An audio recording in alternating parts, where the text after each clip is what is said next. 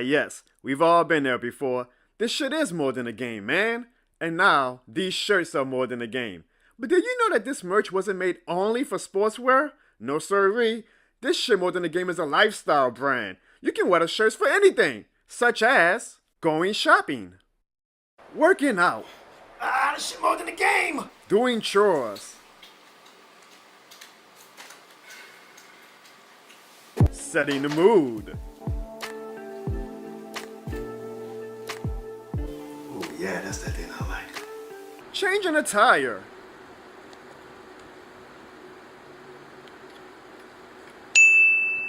robbing a bank, Go, go, go, go, go. jumping a Falcons fan,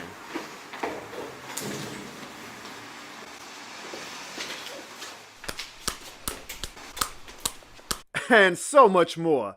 So purchase your official This Shit More Than a Game merch today for the low starting point of $28.03 and let the world know this shit more than a game.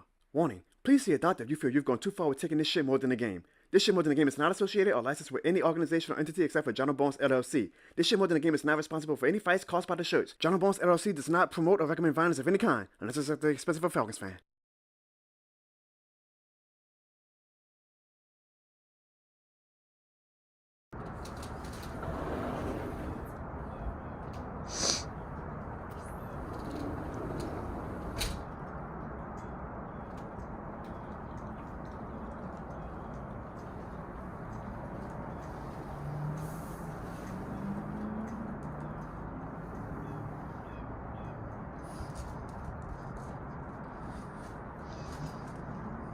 So,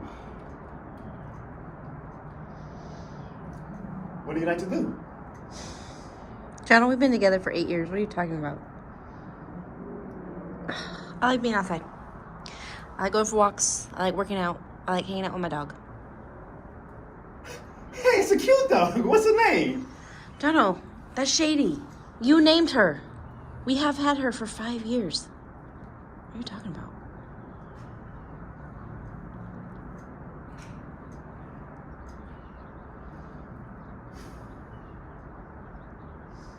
Hey, don't you got like a birthday coming up or something? Yes, Jono. March. Every year. Yeah. It's after the Super Bowl because I would never marry somebody with a birthday during the football season. Mm-hmm. Yep.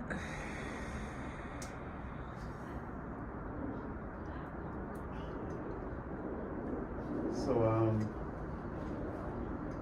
you have like any hobbies or anything? I like sports. Shit more than a game.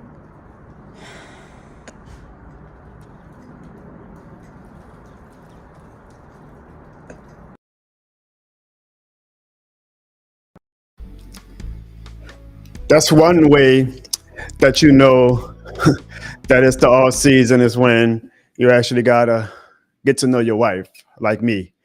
Another way though that you know that it's the off season is that, well, I want y'all to guess. What do y'all think is the true testament that it's the NFL off season? Is it when you see the mock drafts upon mock drafts upon mock drafts all on your timeline? That's option A. Option B is when you watch the scouting combine. You know, oh, it's definitely officially NFL offseason. Or is it option C? And we all know what option C is if you're a Saints fan. And that is when we get the reports and all the nerds and all the analysts talking about the Saints are in cap hell. It is a tradition like no other. The Saints are in cap hell. Every late February, early March, you can take it to the bank that you are going to see a plethora of tweets from all these goddamn nerds talking about well, the Saints are in cap hell, and this is the year that it finally bites the Saints in the ass. And we all know that that's all bullshit, right? Like, the NFL salary cap is set up for the fact that we can, unless the NFL goes under anytime soon, which I don't know if y'all saw the ratings or anything, but I don't think the NFL is going to end anytime soon. We can kick the can down the road for as long as we goddamn want to. That's no problem. I don't think the NFL is going to be a way in 2030 that Mickey Loomis cannot keep kicking the goddamn can down the road. So I don't give a damn about being in salary cap hell. The Saints' problem, if these nerds will understand, it's not the fact that we're in salary cap hell and that we always find these crazy, unique ways to restructure contracts and bend the salary cap to make it work for us. No, the problem is we are making poor personnel choices. That is what you can harp on the Saints about. That is what you can critique the Saints about. Not the same damn lazy narrative that the Saints are in salary cap hell. We've been in salary cap hell for a decade now, folks. Okay, nerds, we know. We know that we're in salary cap hell.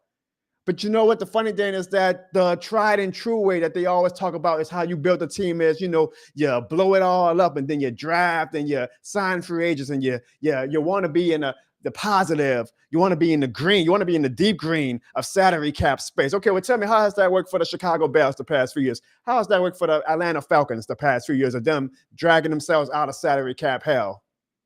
I believe they were watching on the same damn couch that we were come playoff time. So tell me, how's that working out? And I'm sorry, I didn't know that they raised banners in stadiums for salary cap space. I've been to Minnesota. I didn't see a salary cap 2023 winners. Who gives a shit? It's not our money. It's the same way when people and fans, opposing fans, come trash talk me about Derek Carr. Oh, y'all paid $60 million for Derek Carr. I don't care. It's not my money. I'm mad that we are signing some of these players that aren't making the impact that we want to make. I'm mad that we are drafting some of these players that aren't making the impact that we want to make. And y'all know I'm damn sure mad that we are employing this head coach who is not making an impact that we want to make. But I don't give a damn about the salary cap and the contracts. I tell all the time, I want every player to get their money. This is a barbaric sport. Make your goddamn money. So don't come to me with the salary cap thing. But here's what I learned this season, and I respect all the Saints fans because a lot of you guys are showing why this shit is more than the game, probably even more than me. And I'm Mr. This shit more than the game himself. Is that this? I am so mad at Mickey Loomis for the bullshit that he's put us through since Drew Brees has retired and definitely since Sean Payton has retired, that I just did not have the energy to. And I usually enjoy like dunking on these nerds on Twitter talking about the damn salary cap hell. I usually like get pride in that. Like, I'm like, oh, y'all ain't gonna talk bad about my franchise. Y'all ain't gonna talk bad about Mickey Loomis and crew. Shout out to Kai Hartley. Y'all ain't gonna talk bad about them. I defend them with every source of fiber in my being. But I didn't have the energy to do it this offseason. I didn't have the motivation. I have not made one attack. I have not made one single tweet, one single post, one single comment, one single video about our salary cap space and defending the New Orleans Saints for how we maneuver our salary cap because I am too damn scarred still from Mickey Loomis and the bullshit, especially last season, that he put us through to defend that man. I applaud that you guys are still defending his honor and his ways of trying to maneuver the salary cap. Y'all should. I have no beef with how Mickey Loomis and crew and how this franchise does the salary cap. But I am just so damn scarred and still mad at Mickey Loomis that no, Mickey, you are not going to get my defense this year. I'm not going to go at these goddamn nerds and analysts to defend you after the bullshit seasons you put us through for you continuing to sell us this bullshit with this regime. Hell, you even damn near called us poor. So why would I defend your salary cap reasons if you called us, the Saints fans, poor this past season about why we wasn't showing up to the game, knowing damn well we wasn't showing up to the games because you put it on a trash-ass product right now. So all that to say, if this is how the analysts and the salary cap nerds want to get their victory lap, this is the time to do it in Jono's world at least, because I am not. God bless you all if you all are still on Saints Twitter right now defending the Saints and how they maneuver salary cap. I am not defending this goddamn franchise until they show me some goddamn respect on how they run a franchise. I'm sorry, Mickey, but you ain't got my sympathy this year. But still, fuck the salary cap nerds. Ladies and gentlemen, welcome to the Jono Barnes Show. This shit more than a stream.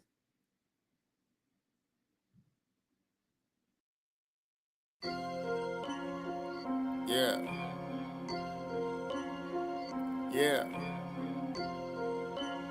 Lights, camera, action. Big business. I push it to the motherfucker. Let's get it. Ryan and me, we gon' get it. Caught, I was down, I salute the dealer. Let's get it. Everywhere we go, we keep it lit. Don't you know you big bitch, fake them like real. Let's get it. My niggas be that I get it. It's up in here, I'm on a mission. Get it. Big business.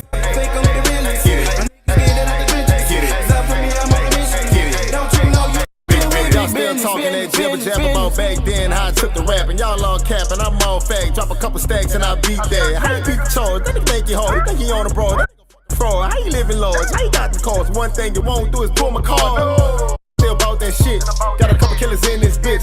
Still on my gizmo shit, inspect the gadget and extend the clip. Savage life like macho, bring it home like Roscoe. They got guns that ain't cocked, dude. Y'all sauce shell tacos, got a couple niggas doing fair time. Kept it G and never dropped a dime. Locked it down like prime time. No blood game, but I call him slime. Serve him up like it's lunchtime. Big truck like a prime. Ready for it war time. One phone call, it's bedtime. Let's get it. Ryan and me, we gon' get it, get it, get it, get it. Caught I was down, I salute the dealer. Let's get it. Everywhere we go, we keep it lit. Don't you know you big vision, fake on the ring. Let's get it.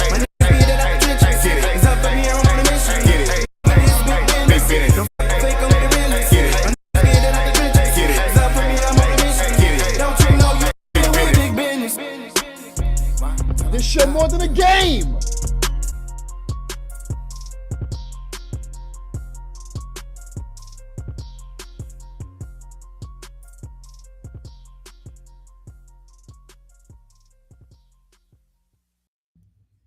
And y'all know how we have to start off every single show, folks. If you're watching on YouTube and if you're damn sure watching on Twitter, I don't know. I feel like I got to give a shout out to my dude, Jake Madison on Locked On Pelicans, because our Twitter numbers, and granted, I have a big Twitter audience on my own accord, but our Twitter numbers have been crazy lately. I have over 300 people watching. I don't know how Twitter translates who's actually literally watching and who may be just like passing it by on a timeline or whatnot. But I got over 300 people watching during the Pelicans game, by the way, on Twitter right now. So thank you guys for watching on Twitter. And I don't know if Twitter has the option where you can leave a comment, but if you can, leave a this shit more than a game in the chat right now, because that is how we start off the vibes of the Jono Barnes Show. And speaking of vibes, man, we got some good vibes right now, guys.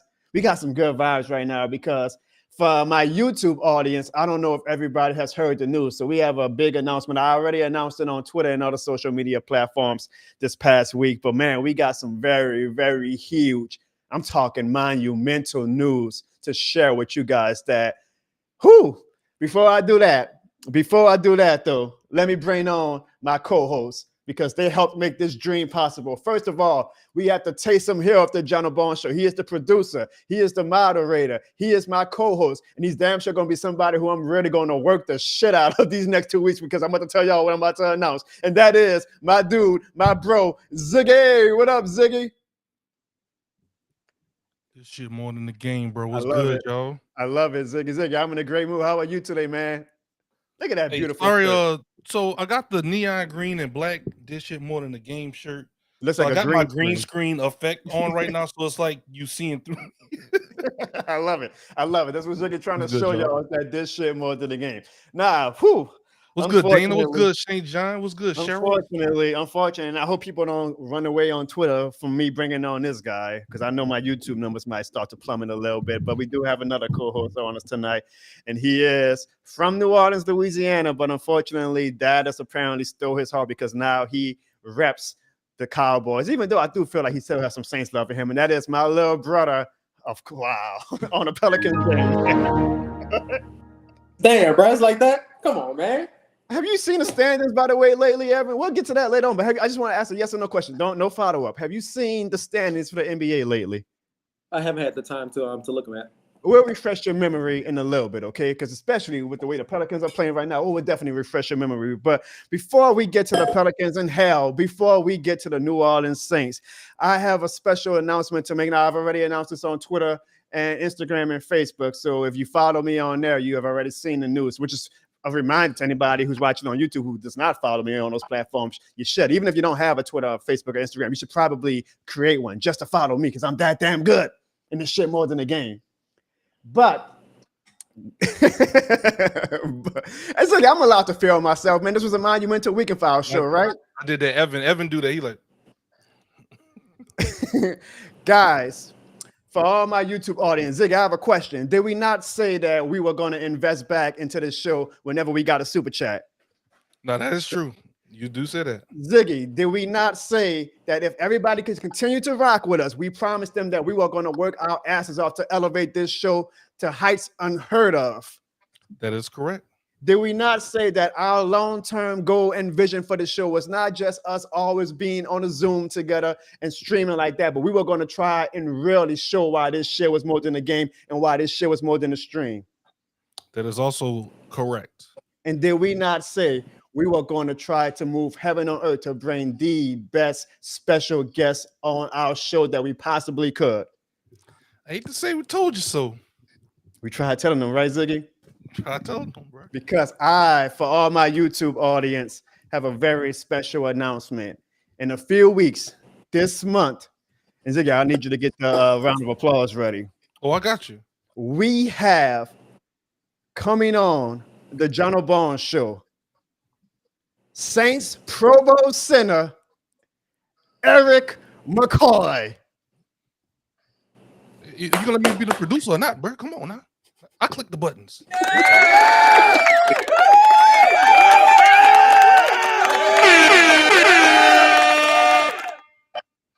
Ladies and gentlemen, yes, indeed. I hope you guys see it in the YouTube if y'all haven't seen it yet. We told y'all. I'm not going to raise my voice. I want to save my voice this week. We told y'all, man. We have a Saints Pro Bowler coming on our show. And Ziggy and Evan, not only is he coming on our show, he's putting up to the crib, Ziggy. He's putting up to the crib, Evan. He's putting up to this shit more than the game studios. Hey. Damn. That's nice, bro. I can't say that about that, bro. Like, you did it, bro. That, folks, is really, really, excuse my language, but fucking awesome for us. You know, I'm sure many people, especially we all, every platform, whenever you put yourself out there like that, you're gonna have your detractors and whatnot. Probably saw me as just another old, corny guy who put a microphone in front of his face and turned the camera on one of the millions of podcasts and one of the thousands of people trying to do skits. Some like them, some don't. Hell, the guy to my left or right, he doesn't like them. He's in my family. But for us, man, I don't know how I can't understate it enough. For us to have a Saints Pro Bowl player pulling up, y'all. He's pulling up. He's not coming on Zoom. He hit me up and he was like, hey, I can do it via Zoom, but if you want, I am down to come to y'all crib, wherever y'all shoot, and I will come and kick it with you, Jono, and your crew. That's major, man. That is major. I cannot overstate enough how humbling that is, man. And first off, Ziggy, play the air horns again for Erik McCoy, because that is a cool ass. Hey, man, let's get the air horns for Erik McCoy one more time. That is a cool ass dude, man. Like, for him to take time out of his schedule, is an off season where he finally gets to, enjoy these few weeks where he can really spend time with his fam and his friends and whatnot before he has to go full throttle with his off season workouts and whatnot. For him to come and make time in his schedule to come to, like, I'm not going to give my location where we're filming at, but I will get the area. We're going to be in New Orleans East. We got a Saints Pro Bowl player coming to New Orleans East to come kick it with us, man. Oh no, we're gonna be somewhere else, man. I don't know, Jono. Y'all don't listen to Jono. We ain't gonna be in the East. Oh yeah, we're gonna go to the West Bank. We'll be in Metairie. Nah. East Bank, Yeah, that's just because I said it earlier. I mean, people ain't gonna be doing no goddamn search warrant to find out where we live or anything like that. But that is all jokes aside, that's major, man. Shout out to Erik McCoy, y'all. We are really excited, and all of the damn super chats that y'all sent on YouTube throughout this past season. I promise you guys, I say that we were gonna. I ain't like I was going out with those super chats and going to McDonald's or anything. Ain't like I used it to, Lord knows I didn't use it to take my wife out for a nice dinner or anything. Like, I invested that money into some top of the line equipment that we are trying to give you guys a top of the line stream and definitely a top of the line interview when Erik McCoy pulls up to the crib. So for everybody watching, especially on YouTube, in the comments after the show is over, if y'all have any questions that y'all might possibly want me or Ziggy or Evan to ask Erik McCoy, leave it in the comments and we'll consider some of y'all questions. And when we kick it with Erik McCoy, man, it's going to be a great time. It's not going to just be some typical 60-minute style interview. Like, we want to get to know all of the guests that we bring on. We want to have a fun conversation with them. We want y'all to get to know more about Erik McCoy. And we damn sure want y'all to see why Erik McCoy is this shit more than the game certified. So all that to say this, folks, for everybody watching on Twitch, for everybody watching on Twitter, for everybody watching on YouTube, for everybody watching on Facebook. From the bottom of our hearts, we'll pull back the curtain a little bit and drop the gimmicks for like 10 seconds. From me, from Evan, from Ziggy, from the wifey, from my whole family, we thank you guys, because none of this would be possible without you guys. McCoy would not come on the show if I was one guy doing this in my room to an audience of 2 or 3 people. The platform that you guys have allowed me to build is how we are able to make magic that we're making right now, for us to change the goddamn game. I'm not trying to make it seem like I'm doing some monumental thing in history or anything like that, but I am now motivated than ever to be a game changer, Ziggy and Evan, in this content creator space. Because I'm not media at all. I'm not traditional media. I wouldn't even classify myself as new media. I am just a content creator who tries his damnedest to entertain his audience. And I feel like I am changing the game in a little bit, along with a lot of other people. I'm not saying I'm the only person doing this, by the way, but like I'm now part of that club who is showing a new method and a new way of content and a new way of establishing with relationships and, you know, conversations with the players and the athletes, and if you want to say celebrities that we see on TV and that we cheer for and that we look up to. This type of platform was not possible just as long ago as 2000.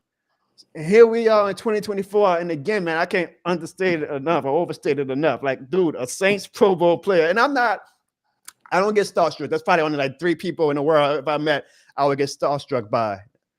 I don't get starstruck by players, especially because I was a ball boy for the Pelicans for 13 years. So I've met every goddamn NBA superstar, Hall of Famer, legend that you can think of. I met multiple celebrities because of the All-Star game.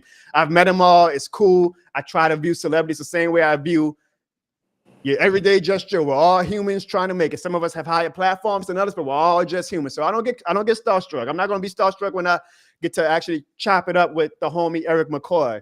But it is a major thing when you have a guy of his stature, a guy with his platform, a guy of his, you know, aura, if you want to call it that, because he's a Pro Bowl player for the New Orleans Saints, rocking with you and your platform so hard that he is willing to take time on his schedule to pull up to your crib. Ziggy, how did I just comment on a YouTube video if I'm talking right now? To pull up to your crib to come kick it with you. That is because of the audience that we built. That is because of you guys in the chat right now, you guys watching on Twitter, for rocking with me. So again, from the bottom of my heart, from me, from Ziggy, and from Evan, we thank you guys, because none of this, absolutely none of this, would be possible without you guys. So from the bottom of my heart, for real, thank you guys. And I promise you guys, when y'all see this conversation that we have with Erik McCoy in a few weeks, y'all are really going to see us take this shit more than a game brand to the next level. And Ziggy and Evan, I'm not going to even say the other potential guests that we got lined up coming on the show. We're not done yet. We ain't going to stop with Erik McCoy now. We got other guests lined up? We got other guests, but I'm going to keep that on the low. What I'm saying is that we told you guys, if y'all keep rocking with us the long way, we were going to give back and we were going to show you guys that we meant serious business. And I hope you guys see the return in your investment. So all that to say, stay tuned, guys. Late March, you're going to see the debut. We're going to do a live. We're going to have a watch party. I'm going to be there live virtually, of course. Evan's going to be there. Ziggy's going to be there. We're going to have a good time, man. Get y'all. Evan going to be there? Yeah, Sean might be there. Even Sean might come and show his face. We're going to have a good time, man. We're going to, and I'll be transparent with you. I'm a little nervous. This is going to be like my first time doing like a face-to-face interview, like where I'm the interviewee now. Thank God I'm going to have my dude Ziggy with me to hold me down. I believe we're going to have Evan. You know, Evan has some crazy contract negotiations that we're still going through. You know, I'm trying to get some scoop from Adam Schefter on. People got to get with your people. And yeah, you know, Evan plays a lot of hardball. Ziggy. Evan plays a lot of hardball. I want the money. But we are like, I'm literally, y'all, and I can't, you know, maybe I'll be sentimental after the Erik McCoy interview, but like I'm building a team to like really make this interview a top of the line interview, and it starts with relying on my brothers like Ziggy and Evan and my family, my wifey, my mom and my dad, my brother, and all. Like I am relying on them, and they are always already stepping up to make sure that like we give you guys Like this is not going to be. I can't say this enough, guys. It's not going to be like us, McCoy, like from his iPhone, recording from his room or his car. Like he's putting up to this shit more than the game studios, and we are going to have a damn good time. And we know. Hey, speaking of my mama, I just saw Ziggy. Can you put up my mama's chat? We know that you guys are going to love what we do. And all I can say is I hope I don't screw it up. And shout out to Mama Baun. Yes, indeed. Shout out to my mama. Shout out to everybody, man. Shout out to you, Ziggy. Shout out to you, Evan. Shout out to the wifey for being a real MVP. Shout out to everybody who has played a part up until this point. This is like very monumental for me, guys, to have a Saints player pulled up to the crib to come kick it with me. That shows that, one, he's rocking with what we do. It's not like he just like, oh, this is some random guy who wants me on the show. Sure, like he obviously knows what we do. He's seen the content, and he's like he. You want to know? He fucks with us. He fucks with us. I'm not. You want to know why though, Jono? Why is that, Ziggy? You want to know why? I want to know why. If you don't mind me interjecting. Yeah, go ahead. I want to know why. I don't want to rain on your parade, bro, but you know, all those times I was saying that they was in the hunt and that we still had a chance, that we wasn't out of the playoff hunt. This is the guy that was on the field. You know, when some of our guys was overreacting a little bit. I'm not calling names. I did see the glass half full. We still ended the season with a winning record. Different things like that. So I think he really appreciated that part of the podcast and that side of the argument, and I think that's what really brought him in. I bet. Well, you know what, Zuki? Give yourself a round of applause. Oh yeah, man. You know what I'm saying?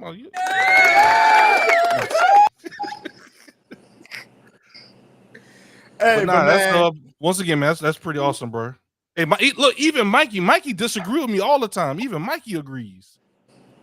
Well, I mean, Ziggy, you got your own little fan club, so shout out, but for real, shout out to you. And maybe it was. Maybe that's one of the questions that we're going to ask Erik McCoy in a few weeks. We're going to ask him, was it Ziggy that really sold you on the show? I might be the face of the brand, but maybe it was you, Ziggy. That's like the real reason why. He might just wanted to. Maybe this might all be a ploy. Be like, look, I just wanted to get to you so I could tell you this to your face. Yeah.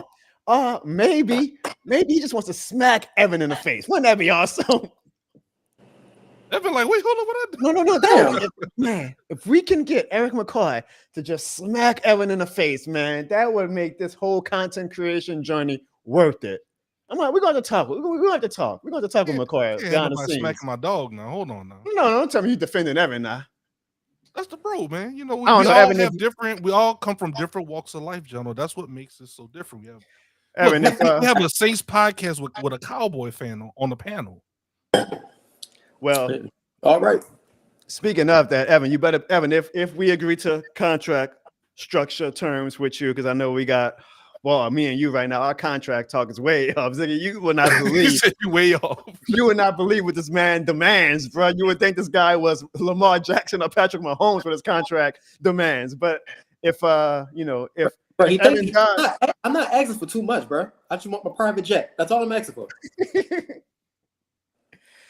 If Evan does join us for this in-person interview, Evan, I just hope you're on your best behavior, bro. I'm putting it out there right now. Please be on your best behavior. He about to turn up. No promises. No promises. I'm here for a reason, man. All right.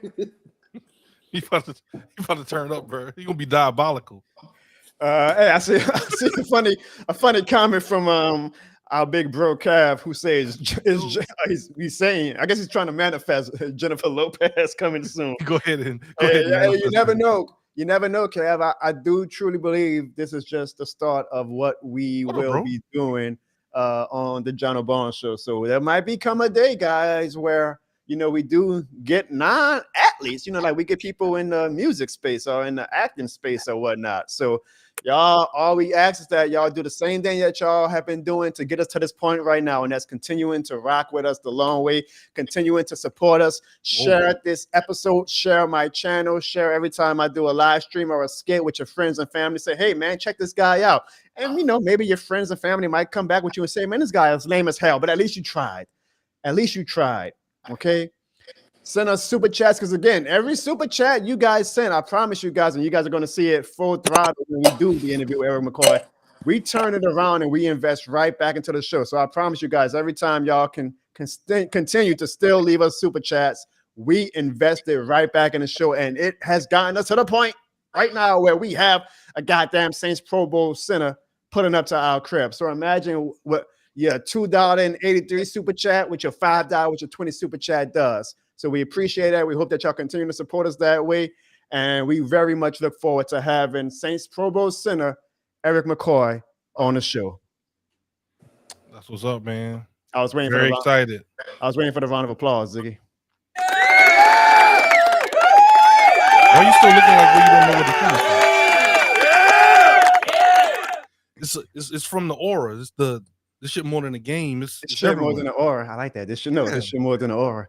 Now, I'm in a good mood, guys. We got Erik McCoy coming in 2 weeks, man. Now, Lord knows me and you, Ziggy, and everyone, we're going to work our ass off behind the scenes to really give a top-of-the-line product. But tonight is a night to celebrate. Tonight is a night to have some fun. He does, Maggie. I can tell you. This man catching strays all day, bro. Why y'all be doing my dog? Damn, bro. This has me in a good mood, guys. Like I want to celebrate tonight. I want to have some fun on this edition of the Jono Barnes Show because of the great news that we have of Erik McCoy coming to the This Shit More Than the Game studio in a few weeks. So you know what we're gonna do, guys? What you got, bro? Guys, tonight, for the very first time, we are gonna play This Shit More Than a Game, literally.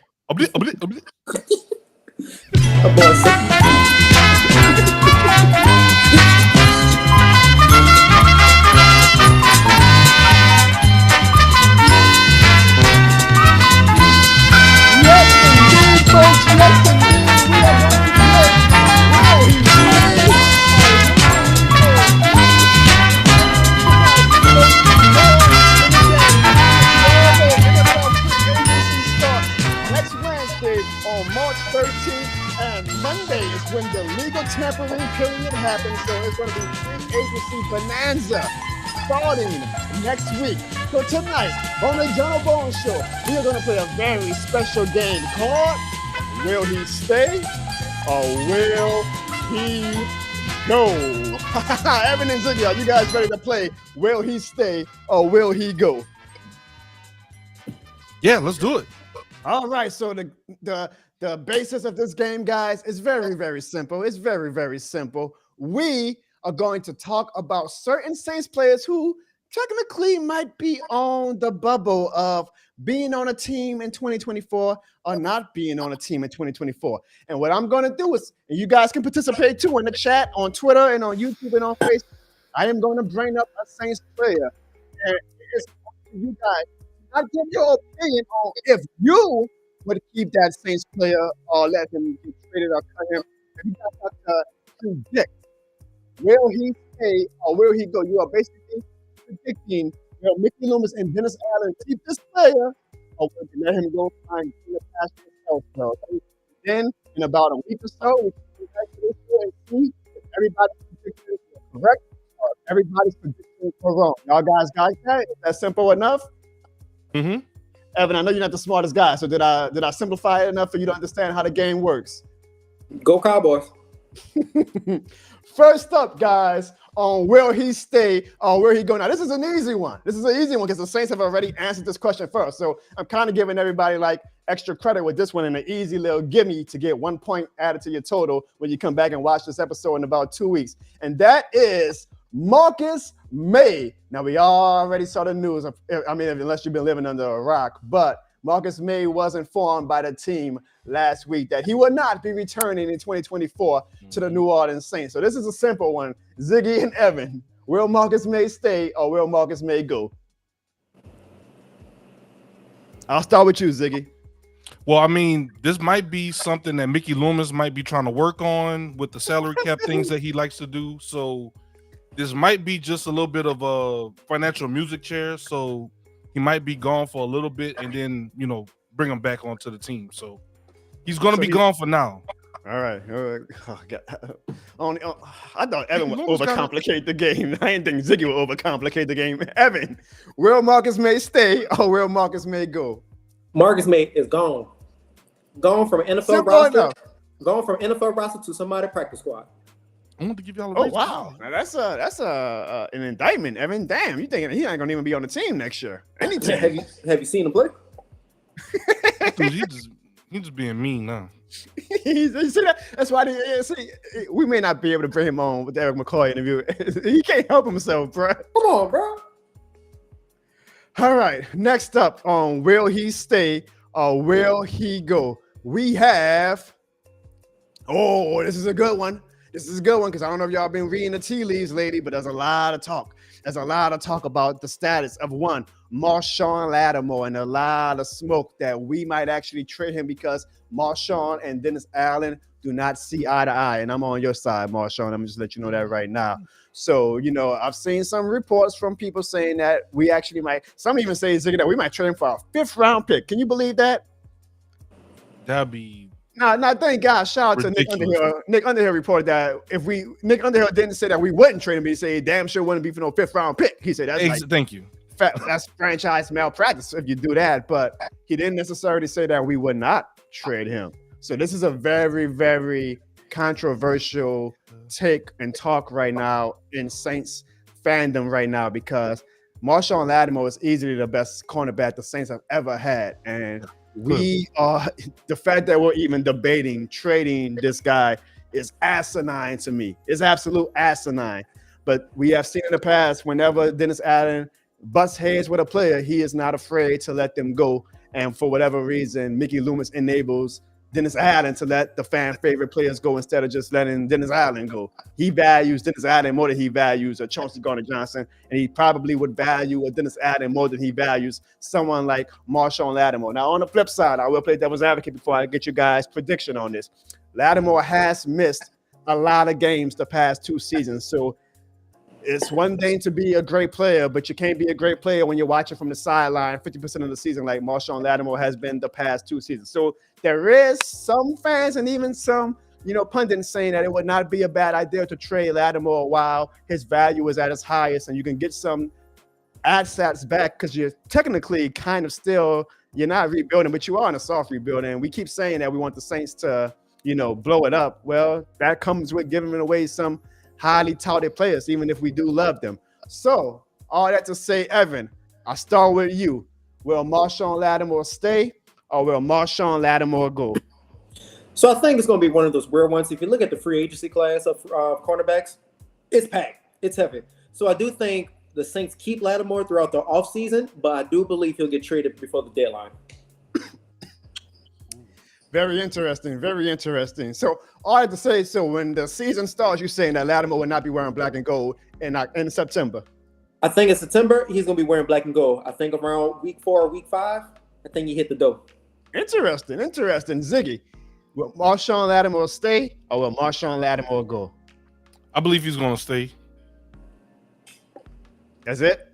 I elaborated the first time you told me to keep it short. So I listened. No. Yeah, you see, because Well, it's what I already do wrong. It's already reported that Marcus Maye is not staying. So we didn't need no elaboration on that. This is the main guy that we need elaboration on. Come on now. No, I think I'm just messing with you, bro. I think he's gonna stay. I think they're gonna work things out, especially with some new staff that they got coming in. A lot of the guys, once again, we did not end the season with a losing record last year. We have something to build on and going into the season. Did the NFC South get stronger? I think Marshon Lattimore should work things out with the team, and he should be back next season. Hopefully him and Dennis Allen can get on the same page. We always talk about the offense, but DA is a defensive coach. Remember that. So hopefully they can get on the same page and everything will be good. To your point, though, with Dennis Allen being a defensive coach, he probably has a mindset, Ziggy, that he can coach up any cornerback, and we don't need to spend as much money on Marshon Lattimore, especially when Lattimore misses 6+ games the past 2 seasons. So he might be cocky enough to be like, "Oh, I can get by with the cornerbacks core that we have right now." That's a fair counterpoint. I could see where you going with that. All right, so going by my records, Evan is saying that Lattimore is going to go, not right away, but he eventually will go, and that he's not going to finish 2024 as a New Orleans Saint. And Ziggy is saying that Marshon Lattimore will be a New Orleans Saint throughout the duration of the 2024 season. And it seems by the chat that a lot of people are saying that they think that Marshon Lattimore is going to stay. So we will see. But let me tell you something. It feels like every season, for every exciting move we make, Dennis Adams makes a move that really makes fans go, I don't know. I kind of got a gut feeling, in my opinion, that Lattimore is going to go. Next up, folks, we have on will he stay or will he go? Speaking of exciting signings last season, Jimmy Graham. Now, we were all excited. Oh, man, the possibility of Jimmy Graham coming back to the Superdome and dunking on a field goal post and the Saints putting up 35 points per game. Well, we all know how that turned out. When we did use Jimmy Graham, he was great, but we rarely used him. And so another year older, he's ancient in terms of NFL age. He's already flying across the world now, literally flying himself. Like Jimmy Graham is out there. And yeah, shout out to y'all if y'all want to buy this shit more than the game shirt. Someone just scanned the code. Hey, there we go. Jimmy Graham, it seems like he's already made his decision. I mean, he's using his offseason to fly around the world in his little private plane, and looks like he's taking on some different career endeavors. But I leave it to you guys, Evan and Ziggy. Starting with you, Ziggy. Will Jimmy Graham stay or will Jimmy Graham go? Once again, we have a new offensive coordinator. I think he's going to find ways to get Jimmy Graham ingratiated into the offense. Even with Pete Carmichael, I even said it when I was able to join you live at your brother's house when we did the live show. Use Jimmy Graham, and when they did, good things happened. So hopefully they see the proof is in the pudding. Use Jimmy Graham more in first down situations, in red zone.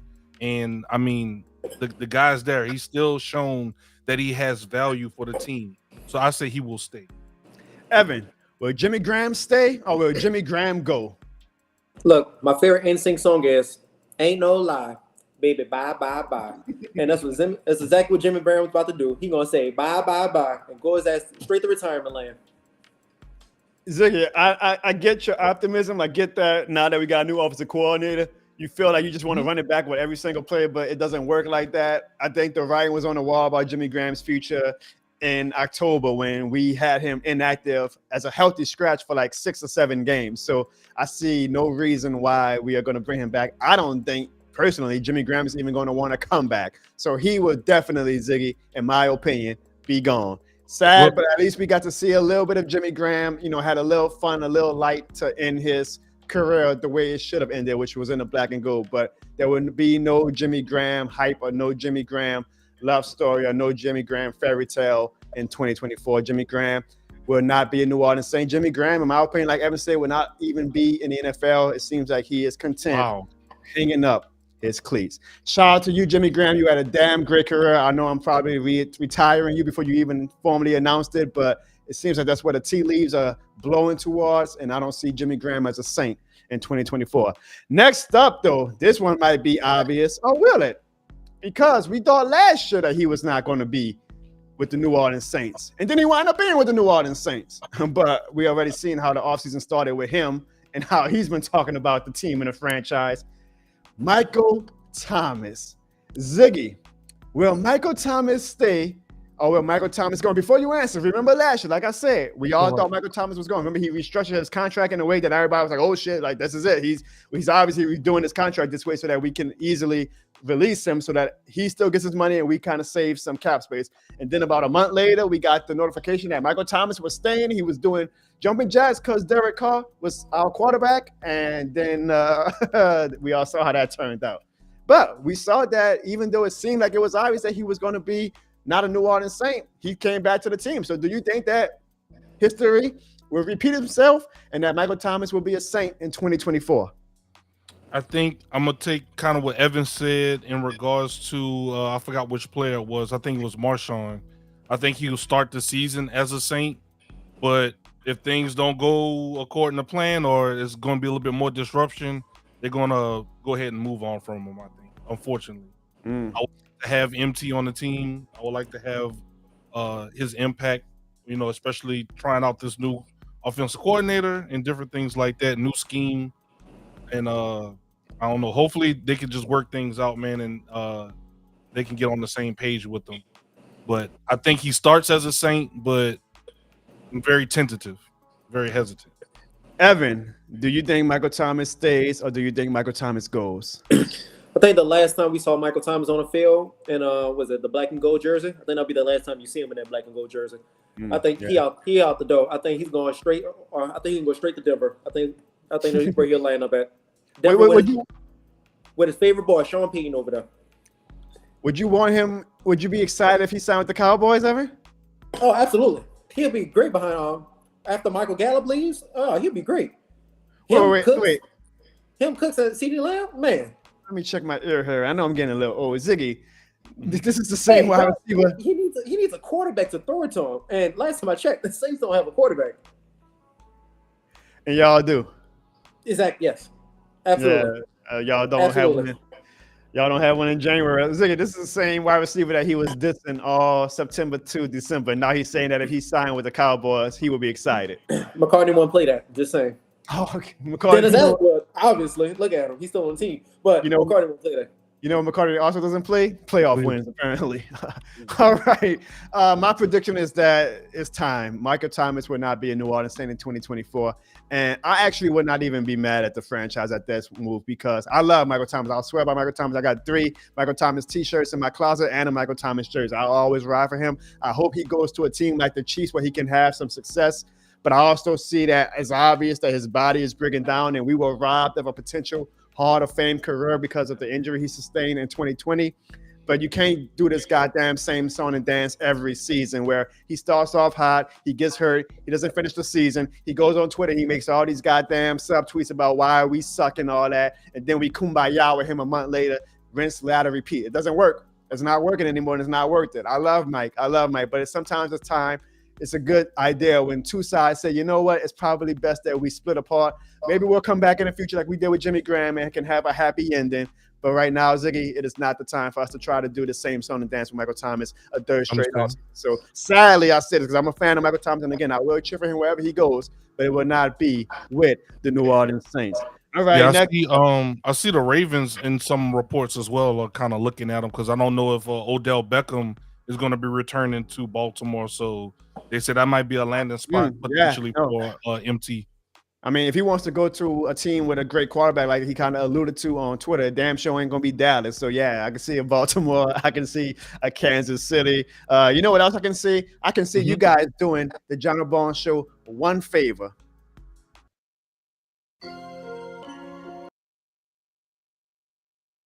What's up, Jono Barnes Show community? Look, it's real simple. I just need y'all to hit that like button. And if you're new to the show, that subscribe button in 3 seconds to make this referee sad.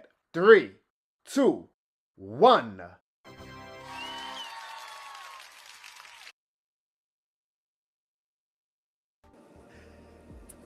That's right, folks. Please do not scare off Erik McCoy into saying, wait a minute, look at this guy's numbers. He isn't doing anything. I thought this guy was a big time deal. Now, continue to hit that like button for us, please. Continue to hit that subscribe button for us. And I know we got a lot of people watching on Twitter right now because in the backstage area, we have over 500 people across all platforms watching us. God damn, shout out to Twitter because I know right now we got a huge audience on Twitter. Now, YouTube, I'm very disappointed with you guys. Not everybody who's watching on YouTube right now, but I don't know, YouTube. I mean, god damn, I knew the numbers were going to drop a little bit during the offseason, but come on now, the numbers have been for us to have Erik McCoy on and the interview is going to be debuted on YouTube. I would expect the YouTube numbers to be a lot better. So come on, YouTube. I need y'all to step y'all game up, share this show, promote it, like it, help us with the algorithm, and hit that goddamn subscribe button. All right, next up, guys. This one is an interesting one. Now, this one you might not think is such an obvious one, but it's definitely one that needs to be considered because he had a pretty good season in 2023, for his standards at least. And that is, Zack Baun. Yes, we finally played Zack Baun to his strengths in 2023, which is simply rushing a goddamn passer. It's like we were basically forced to because we couldn't get no goddamn pressure from the D-line consistently enough. Then we were like, well, shit, Zack Baun, we know we got you at linebacker, but we need you to start rushing the passer. And he had his best season, Ziggy and Evan. So now he's a free agent. He did the old ye Evan Barnes faithful special, which is Evan loves when players have a great year in their contract year, and then so they could cash out, and then they could just not worry about shit for the rest of their lifetime. So Evan, I'll start with you because he had the Evan Barnes type of season that you love. Do you think Zack Baun is going to cash out, and will it be with the New Orleans Saints? No, Zack Baun is an actual hell of an athlete. He's a great person. I've been reading up about him. I think he stays on the Saints. I think he'll follow the legacy after Cam Jordan decides to retire. I think he'll be like the lead, I guess, the next pass rusher for the Saints. Oh, wow. That's interesting. I was not expecting that answer from you. Because you say elite. That's a strong word now. I ain't say elite. I say he's a good person. Oh. Elite person. He's an athletic person. I ain't say elite. But he's a good dude. We need all the pass rush how we can get. Do you think Zack Baun is going to be a Saint in 2024? He has to be a Saint in 2024. That's one of the things that we say in football. Everything is won on the line of scrimmage, so they got to get that line beefed up. Like Evan kind of alluded to, Cam Jordan is in the twilight of his career. Even though as much as we respect and like him as a character and a player for the Saints, people like Zack Baun is valuable for the team. We already lost Hendrickson, and you see how bad that was for us as a team and a fan base. So we can't also lose Zack Baun, especially as he's starting to pick up steam. So I'll ask y'all this: since y'all both say that Zack Baun is going to remain with the Saints, what would be the most money you would give him? Like, what would be your limit? Like, if his agent came and say, "This is," or you guys have to go to his agent and say, "This is the max we're going to pay you. Take it or leave it." What would it be, Ziggy? I don't know, man. What I know. I'm about to say, I don't know. Think about it for the next 10 seconds. Shout out to the New Orleans Pelicans, who are currently up on the Toronto Raptors right now, 68-45. Evan, show your t-shirt right quick. We gonna show Evan why this shit more than the game in a little bit when we show him them standings. But the Pelicans, Ziggy, are doing the damn thing. And we will talk about the Pelicans in a little bit because the Pelicans, man, I'm getting it. Ziggy, week by week, bruh. I get more excited like this team is. I tried to tell you, bruh. No. We tried telling them. Ziggy. We're trying to tell Evan. But either way, we'll get to that in a little bit. But I'm getting real excited about what the Pelicans are doing. There you go. That's the John I'm talking about. Because at first you're like, man, I don't know. I was. But I'm gonna tell you why I'm getting. Here's a nice little. There you go. I'm gonna tell people why I'm excited about the Pelicans more and more, and it's not just because of their play on the court. Stick around. I'll tell you guys why I'm excited about the Pelicans and why week by week, day by day, I'm getting more excited for them. All right, I gave y'all enough time to think. Evan and Ziggy. For Zack Baun, if y'all were Mickey Loomis and y'all were to go to his agent, Zack Baun's agent, and say, "This is the most I'm giving, take it or leave it," how much would you offer him? I'll go first. I give him a 2-year, 28-year contract. 28 year or 28 million? 28 mil. I'm sorry. All right. 28. Wow, that's a lot. Oh, I don't know if I would pay Zack Baun or 20. 10 million guaranteed. All right, yeah, and that's always the smart thing. So the guarantee. So I'm gonna go with 10 million for you. You're saying 10 million guaranteed because Mickey Loomis does that cat wizardry. Him and shout out to Kai Harley. Well, you get these big contracts and everybody goes crazy. Like, oh my God, they're paying Taysom Hill $101 million. No, look at the guarantee. Ziggy, what is the max that you give Zack Baun? I don't know, bro. I'm not really into the financials and different things like that. Mickey Loomis, make it work. Get him on the team. Make sure he's on the team next season. We need him on the line. We can't be losing people as they start hitting that peak. Figure it out.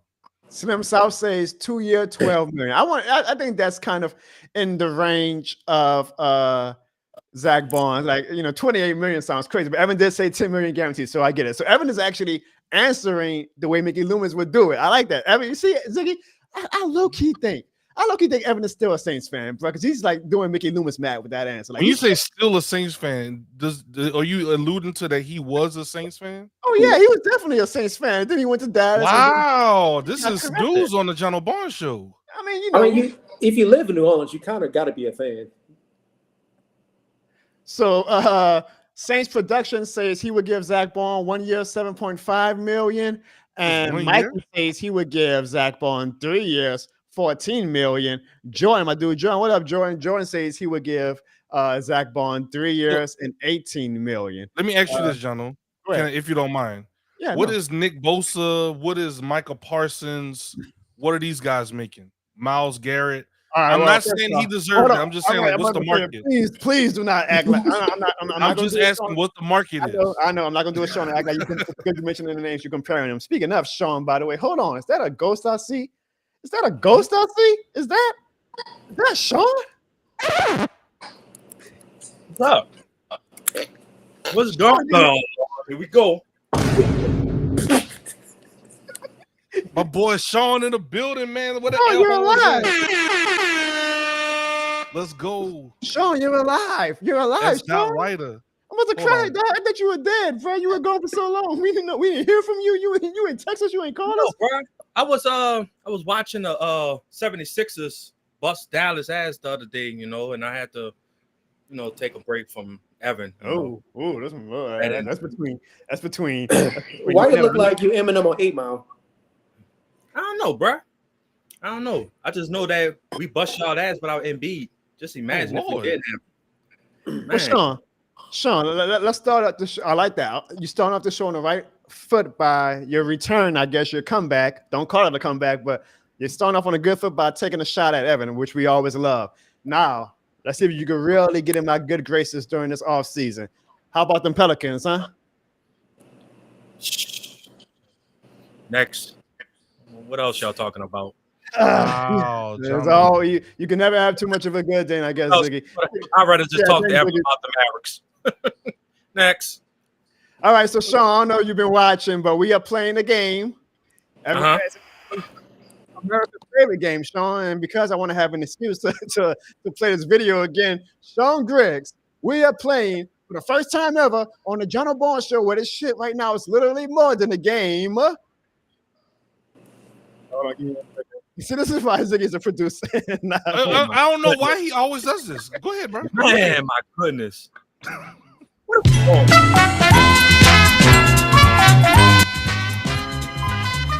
That is right, Sean. We are playing Will He Stay or Will He Go, where we ask all of our contestants to predict, not to give their opinion, but to predict if they think this player is going to stay with the New Orleans Saints or if this player is going to go. Sean Griggs, would you like to come and join the game with us?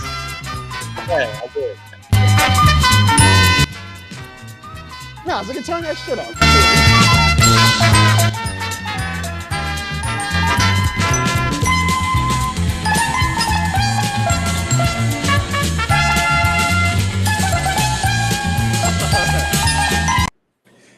Y'all, breaking news. Erik McCoy just texted me. He says, I'm not coming on your damn show. All right, so Sean, it's real simple. Like I said, we are predicting some of the Saints players who are quote unquote on the bubble, and we are asking each contestant to predict, not to give your opinion on if you would keep him or not, but to predict if this player is going to stay or if this player is going to go. So next up on Will He Stay or Will He Go, we have everybody's favorite, and I know this one is going to either break some hearts or make some hearts. Jameis Winston. Ooh, this is a tough one. This is a tough one because we all know that Jameis Winston is seen not only as a locker room and a leader in the locker room, but he is seen as a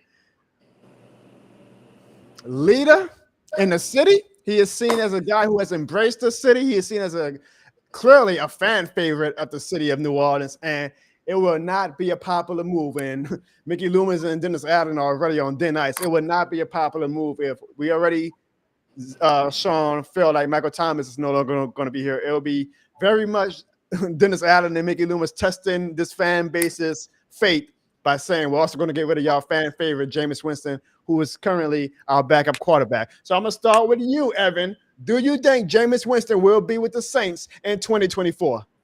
Nah, he gone too. You think? I think personally, I think he's going to find more money playing elsewhere than the Saints. But that's why. You think he's going to be getting starter money, or you think he's going to be getting backup? Oh no, he's money? going to get like one of the top backup money for sure, like a Chase Daniels almost. Of course. Ziggy, do you think the Saints are actually, especially remember how the season ended, right? Jameis Winston got all the rat for giving Jamal Williams a touchdown, even though it was apparently a team decision. Do you think Jameis Winston stays, or do you think Jameis Winston goes? I think he will be, unfortunately, gone from the team going into next season. I think Dennis Allen is starting to feel the heat, especially from the franchise, fan base, and he's trying to make point to put his foot down on people going against him, like Jameis Winston. So I don't think he'll be back. What was the talk right after the season, Ziggy, about the culture change and that they were going to get rid of some players, and apparently, like guys like Jameis might fall under the fact, which is crazy to me. I mean, I'll say this, Ziggy and Evan, before we get to Sean's prediction, it would take some. They were really going to test this fan base's loyalty this upcoming offseason with the season ticket sales, at least, by saying, hey, we know that we haven't made the playoffs in 3 straight years. We know that you guys hate Dennis Allen, yet we continue to try him out as a head coach. We know that Mickey Loomis has been basically talking shit about why the fans are overreacting. We're also going to, by the way, get rid of guys like possibly Jameis Winston and Marshon Lattimore and Michael Thomas. That's going to be some ballsy shit if the Saints actually pull that off. But Jameis Winston didn't even listen to his coach the last week with that whole kneel down. He has to go. He already crossed that boundary. That he got to go. There's no coming back from that. Here he goes with that. Sean, would Jameis Winston stay or would Jameis Winston go? I think he's going to be gone. I think he's not starting, and I think he's looking for a starting job. I don't think he's going to find no starting job. But I think I agree with Evan. He's going to go somewhere and get some top dollar backup money somewhere else. But I think he wants to go to a team that's going to allow him to start. I just don't think he's not going to be with the Saints this year. So, unfortunately, no, he won't be back. So he might go to Atlanta. I've seen news that Kirk Cousins might be going to Atlanta, and I've also heard trade rumors that Justin Fields is supposed to go to Atlanta. So, what about Russell Wilson too, Sean? What about Russell Wilson going to Atlanta? That's a possibility. I don't know. Does that really make the Falcons? Because it is the Falcons. Do that still make them a contender if they get one of those? You know what? I think so. Evan, actually, me and Evan had this conversation offline. Like, me and Evan thinks that if the Falcons can pull one of the top quarterbacks of the offseason, that's going to make the Falcons elevated to the leader in the division. I would say Justin Fields makes the most sense to me. I hate to say this. Because it's always fuck the Falcons, but Desmond Ridder was real bad last year. Like, if Saints fans thought that Derek Carr was bad, I don't think Derek Carr was bad. I just think that Derek Carr is who he is. He's average.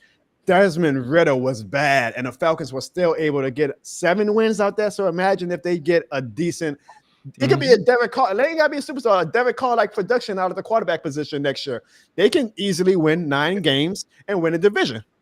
And I hate to say that, but – that's a good Sean. I like that. I'm glad you mentioned that. That's a good little preview and hype for our episode next week, because we all know that the legal tampering for free agency starts next Monday. So when we go live next Tuesday, we're going to have a lot of breaking news already coming out about where players are going to go, what the Saints are doing, what our division rivals are doing, who's going to be the big free agent signing of the year. So join us, folks, next Tuesday on the Jono Barnes Show so we can discuss the free agency bonanza. I'm excited. I love me some NFL free agency, bro. So I can't wait to see what all these teams got cooking up. And I do think it's going to be very, very, very critical that we follow what the Falcons do at quarterback, because the Falcons are close, guys. I hate to say it, but with Bijan Robinson, with Drake London, with Kyle Pitts, I think they're close. And they got a nice little defense. I do think they are close, and I hate to say that. But, Sean, hopefully, like you said, they'll be the Falcons, and they'll find a way to fuck it up. All right, so it seems like all 3 of you guys have Jameis Winston no longer being with the Saints in 2024, and I agree, and I think the strongest point is the point that Evan made. Even though I disagree with Evan saying that it crossed the line, unfortunately, that's what Dennis Allen and Mickey Loomis feel like. Oh, Jameis went against authority, and fucking Mickey Loomis is attached to Dennis Allen hip, and how dare you go against Dennis Allen, the great Dennis Allen, the fucking greatest coach of all time. You know, he comparable to Hall of Fame coaches. That's what Mickey Loomis says. So I mean, yeah, with Sean Payton. We've seen already the receipts. Whenever a player goes against Dennis Allen, i.e. Chauncey Gardner-Johnson, Mickey Loomis ships his ass out. So with James being a free agent, it's going to be easy for Mickey Loomis. He's going to be like, yeah, well, thanks for the memories, Jameis, but you will not be a New Orleans Saint in 2024, which sucks because I love Jameis, man.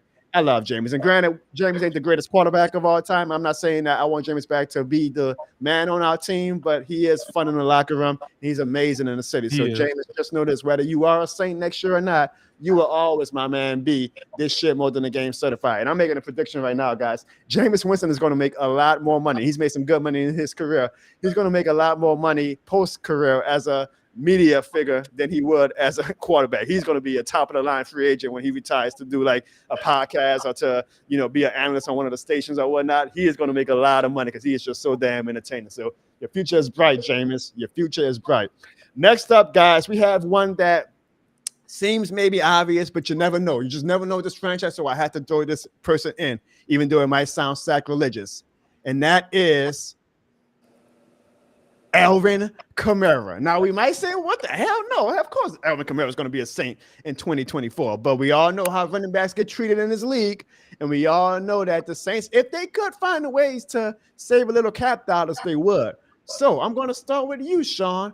Do you think Alvin Kamara will be a Saint in 2024?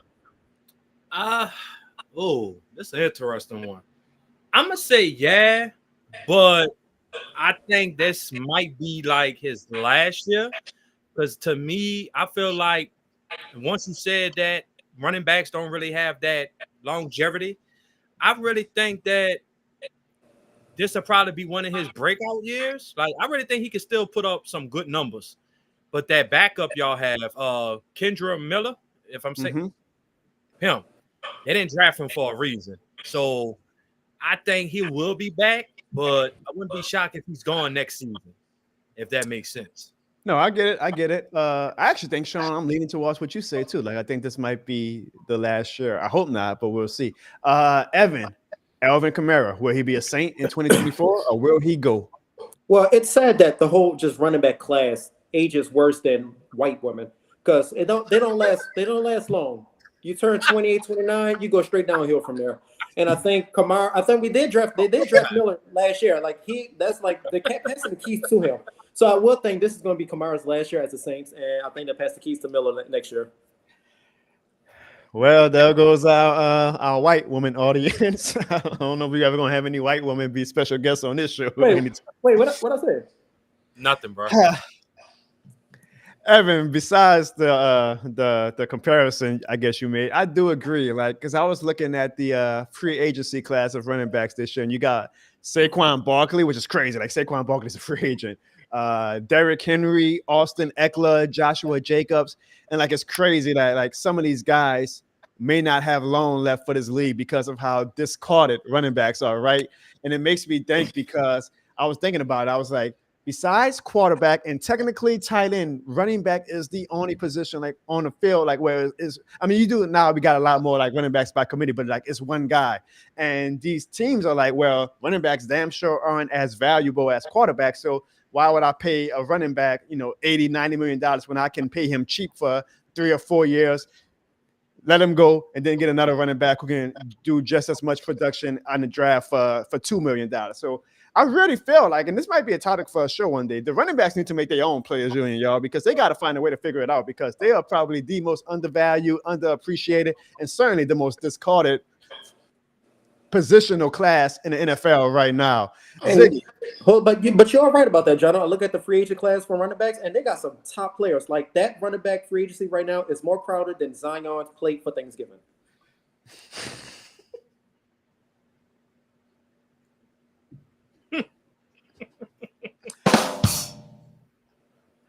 And with that, Evan goes into his weekly timeout. Ziggy. I think Alvin this man Kamara, more offensive than the Donald Trump pep rally. God damn, Ziggy. Will Alvin Kamara stay? Will Alvin Kamara go? I think he'll stay, Jono.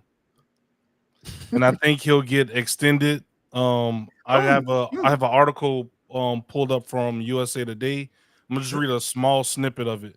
It says Alvin Kamara turns 29 this summer and has recorded 1,400 carries in 108 games with the Saints. They said, I'm sorry, 108 games with the Saints, including the playoffs, with 643 of those attempts coming in the last 3 years, a span of just 41 games. That's a rate of 15.7 carries per game. Just for context, just 9 players met or exceeded that pace through the entire 2023 season. And they said, as of right now, Kamara has a salary cap hit of $18.7 million, which is higher than any other running back in the NFL. Wow, I didn't know that. It's not like the Saints do not have options. A standard restructure would save more than $8 million against the cap this year, but it will raise next year's cap hit to an outlandish $31 million. The Saints could get most of that back by releasing him next offseason, but it will leave them behind an anchor of dead money. Yeah. So that brings us to the compromise of an extension. We got a lot of dead money in our future anyway. So, and it goes back to the point. What we do is, and Sean mentioned this. Sean kind of saying that's what we're going to do. We're going to keep him this year, but then next year is when he becomes a real cap casualty. Correct. But I'm hoping that AK is a Saint for life. But I know that this is a tough business, and I know that he will be 30 going into the next offseason. And 30 years old in the NFL running back age is like 60 years old. How people view them. So. We'll see. This is probably going to be a quote unquote make or break year because my dude J-Rock had a great comment where he says, of course, AK stays. You are bringing in a 49ers offensive assistant, Clint Kubiak, he's talking about, and he's going to become comparable to Christian McCaffrey. Man, I think AK is already comparable to Christian McCaffrey. I feel like AK has suffered from bad play call in the past. Evan, you always shake your head at that. When they first you comparing like Whole Foods to like Save a Center. Like there's a big difference. CMC and AK, they're not in the same league. I'm tired of making these arguments about it. Did you not see the rookie season when AK was there? I saw when AK hit somebody in Las Vegas. I saw that. You remember the touchdown when he Christian McCaffrey was in Vegas too. He ain't hit nobody. I'm tired of hearing that argument. About the six touchdowns against the Vikings. Yeah, you remember he was counting all the touchdowns. Sean. This dude Evan is, bro. You more out of bounds than the Dan Orlovsky safety tonight. Like, chill, dude, chill. We got Erik McCoy might be actually watching this show right now, dude. Like, we come on now. I'm not trying to lose this man, okay? Shit.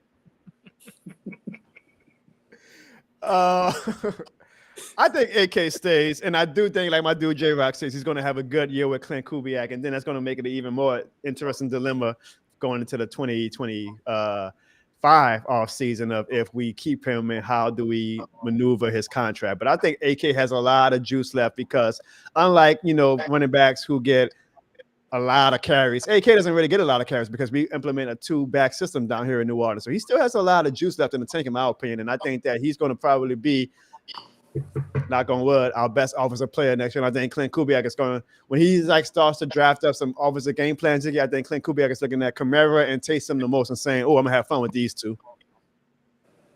Pause. What? Big pause. What? Yeah. I can't wait to come up with some great designs for these. I'm gonna have fun with these two, Evan. I'm gonna have fun with these two. Yeah. Pause. See, y'all, that is why it is a huge deal. I have no idea why Erik McCoy is coming to chop it up with us, but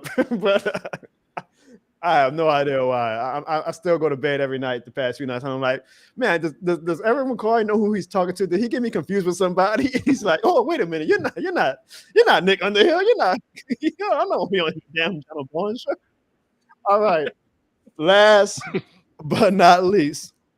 Now, this guy is not a fan's favorite, but I'm going to be honest with you, and this might be a hot take. I'm going to save it I'm going to let y'all talk first. Andrus Peat, one of the most polarized players in the New Orleans Saints the past decade. But he is a stalwart on the offensive line, and we all know that you can never have enough bodies and you can never have enough competent, efficient players on the offensive line. So I asked you guys, I'm going to start with you, Sean. Andrus Peat, will he stay or will he go? I think he'll go. I think y'all can find a better offensive lineman in the draft if y'all wanted to. I think he's overstayed his welcome in New Orleans, and he's never healthy. So I think he's gone out of here.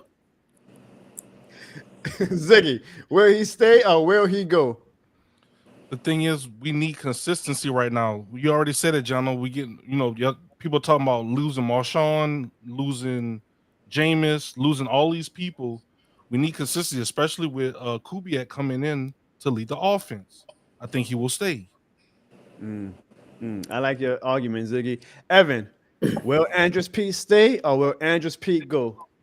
I think he will go. I think he's in his final year of his, I guess, a void year in his contract. So it's either the Saints will resign him or they would just eat $13 million. Which, I mean, the Saints cap, where everybody knows, it ain't the best thing. But I do think I think he would just go elsewhere. I think he's at the end of his career, well, and he's 30, but he's been injury prone throughout every other season. So I think it's time. Well, Bam and Dooley has an interesting comment. She says we should let Andrus Peat walk and move Trevor Penning to the inside and draft the offensive tackle from Georgia. Ziggy, as a Saints fan, would you like that move? I'm cool with that move if they go that route.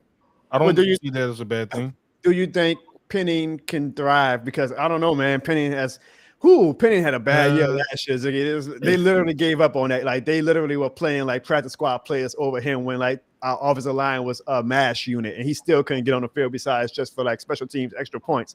So that's a good question. I didn't put Trevor Penning on his lineup because he's obviously going to stay because he's not a high contract. But let's ask this, Ziggy. Do you have any faith in Trevor Penning having a career revival and still having faith that he can be a player on our team?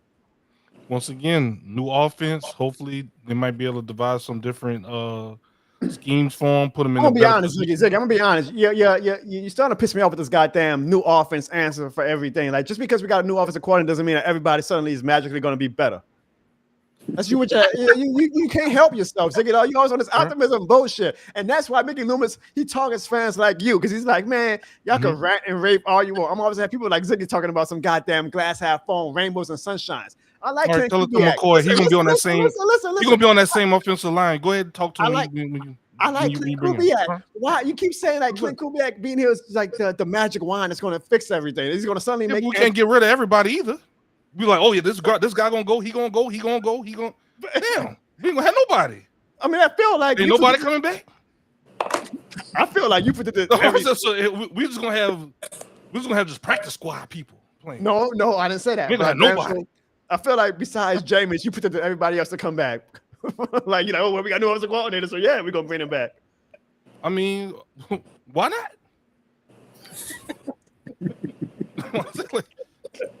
We'll just wipe the slate clean. Just everybody gone.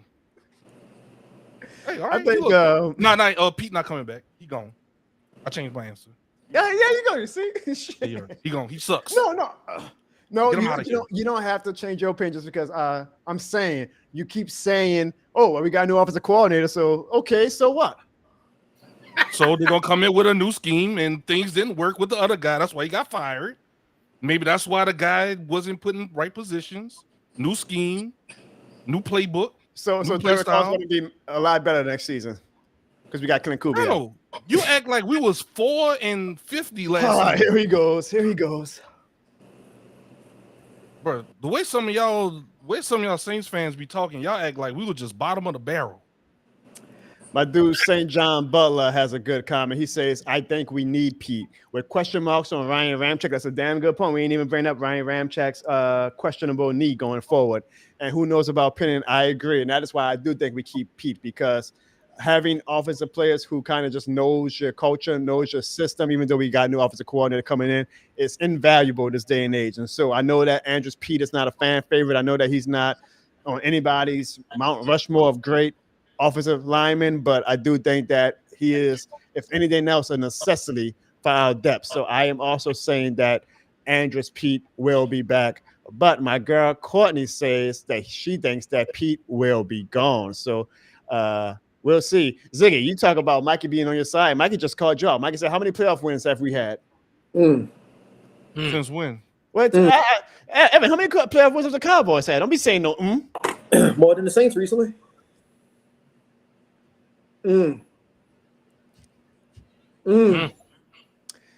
So that concludes, guys. And the very first edition of This Shit Was Literally More Than a Game. Thank you guys for playing. Will he stay? Well, hold on, because Sean came on late. Sean, let's do a quick little rapid fire with you. Sean, just a guy answer yes or no. Marcus Maye, we already know he's gone. Marshon Lattimore, Sean, do you think he stays or does he go? Gone. Gone? Okay. Jimmy Graham, stays or goes? Out of here. Okay. Michael Thomas, does he stay or does he go? Oh, goals. God damn, Sean, you talking about me? Sean got everybody. That's what I'm saying. I'm like, so we're going to lose everybody? Hold on. And Zack Baun, Sean, does he stay or does he go? He stays. All right, so he hasn't won this thing, all right? But thank you guys for playing the first ever edition. We're going to be the most active in free agency. But Jono, can I ask you a question though? Would it be bad? Like, is it bad? Do you like y'all have Lattimore on the trading block for like maybe a potential like more draft picks or just a replacement for him in the draft or whatever? Would you be mad if the Saints did literally try to trade Lattimore for like more draft capital? I would. Y'all, I have a rant ready to go if and when we trade him, because my argument is this: don't sell me this bullshit about we're right there, Saints fans. We with 9, like Ziggy's doing the damn talking points for them already. 9 wins, guys. We're not a 4-win team. We're a 9-win team. We tweak little things here and there. And we could be a playoff team easily. Hell, we had the same amount of wins as the Buccaneers. The only thing that they got in over was the technicality to make the playoffs over us. So don't tell me that bullshit and then turn around and say, oh, by the way, y'all, we're trading Marshon Lattimore. Are you all in or not? Are you trying to be a playoff team or not? Don't give me the bullshit about, if we trade Lattimore, then we'll get draft picks and build for the future. Motherfuckers, y'all telling me that y'all all in right now and that y'all think y'all could be an NFC South champion. So don't give me that bullshit. Look, so I feel like y'all going to give me that bullshit, and I got a rant saved up for that. And I would love for if that happens, if we trade Lattimore, for Ziggy to come on the show and try to find a way to actually talk about why it's a good thing. But we're not going to talk about hypotheticals. We'll let it happen the way it happens. But yeah, Sean, I'll be. The only reason why I bring that up the only reason why I say that is because when he was out, that gave Taylor and Adebo a chance to showcase 1 and 2. Yeah, I'm not saying they Lattimore, but you know how these GMs are. They be like, well, shit, if Taylor can be a number 1 and Adebo could be a number 2, we can trade Lattimore for the draft capital, which I think it would be crazy. But hey, I'm just saying, they let Taylor display. He did play good, but is he truly a number 1 corner? I don't know. I'm just saying that's the hypothetical thing I'm saying. Do you think that could be a possibility? I think because of that, and also, and I mentioned this earlier on the show, because Lattimore has not played a full season in a while, and he's missed the past 2 seasons. Like he's missed over 6-7 games. That they have a little bit of stature to say, hey y'all, like he's not even on the field, so why y'all getting mad at us for trading him? But it would have to be still, in my opinion, a trade that just blows us out the wall. Like it would have to be the Detroit Lions coming up to us being desperate, saying that, Lattimore is the final piece for us to get over the hump and get to the Super Bowl. We're going to give you guys a 1st-round pick and a 3rd-round pick in 2025. Then I'll be like, all right, a 1st-round pick is a damn good value for a cornerback who hasn't played a full 17 games in 3 seasons. But again, I don't think we're going to get that type of trade. So if we come back and we get a 3rd-round pick for him or something, I would be pissed. I would be pissed. But I don't want to think about it. I don't want to get mad at the Saints for something that they haven't even done yet. We'll see. But it's going to be interesting, Sean. That is easily the biggest thing of this offseason for the Saints is the status of Marshon Lattimore, because Thomas seems pretty obvious that he's ready to leave, but Lattimore just kind of went ghost on the team last offseason, and then last season. And then we started hearing some rumors that him and DA do not get along. And remember the last time a player did not get along with Dennis Allen, Chauncey Gardner-Johnson. Actually, yeah, Chauncey Gardner-Johnson, what happened. So we'll see. It's going to be a fun offseason, guys. I look forward to Monday when our group chat is going to be buzzing every 30 minutes with breaking news from Schefter or Ian Rappaport. And we're going to see, who the Cowboys sign so Evan can come on next week and be all delusional. Like, hey, y'all, this is it. This is the guy that's going to finally get us to the Super Bowl. We'll see. I'm looking forward to it. But I'm also looking forward to this next discussion, because we got to show some love right now to the New Orleans Pelicans, who currently are up 106-76 on the Toronto Raptors. But before we do that, let us hear a word from one of our sponsors.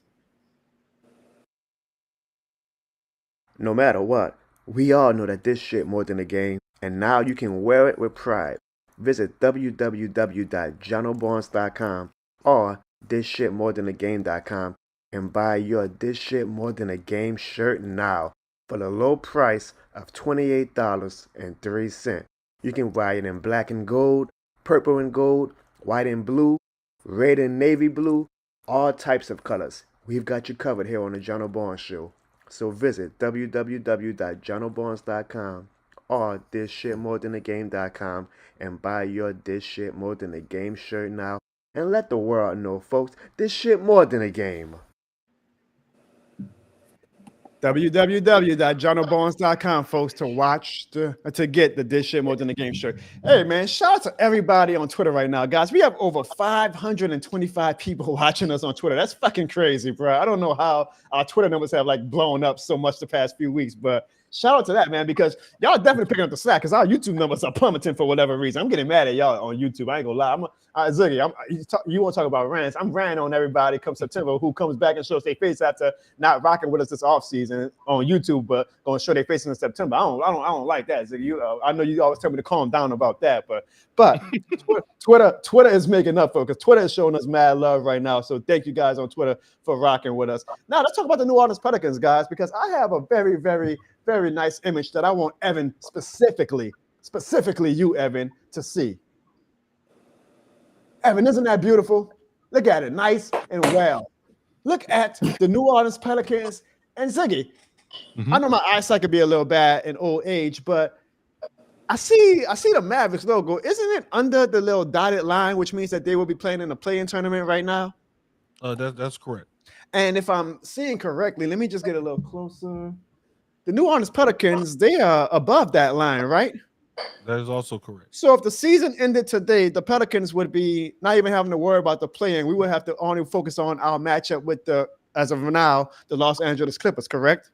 Which y'all will lose that series 4-1. And hold on, Evan, before you butt in. So Ziggy, not like I just said, the Pelicans are currently up 30 points on the Toronto Raptors right now. So that means in about 20 minutes, that 36 Ziggy turns to a 37, which means we will have a 2-game lead on the Phoenix Suns and a 3-game lead on the Kings and the Mavericks. Ziggy, am I saying that correctly, right? Well, the Mavericks play tonight. Yeah, y'all are down 2 points to the Indiana Pacers right now. So it might be y'all might be down 4 games to us, asshole. So, Ziggy. Damn. Do you know, Ziggy and Sean, do y'all know why not only am I excited about the Pelicans for their on-the-court stuff, but do you know why I'm getting like more excited day by day? Why? Because it seems like I'm gonna give y'all a trivia question and see if y'all get this right. A pop quiz. What is besides talent, I guess, what is the main thing you need to go on a run in your respective sports season? Answer, and then I'm gonna tell you who had the right answer if anybody has it. Sean, what is the one thing you need besides talent to go on a run in your respective sport league? A coach that know how to coach. Okay, Ziggy, what's your answer?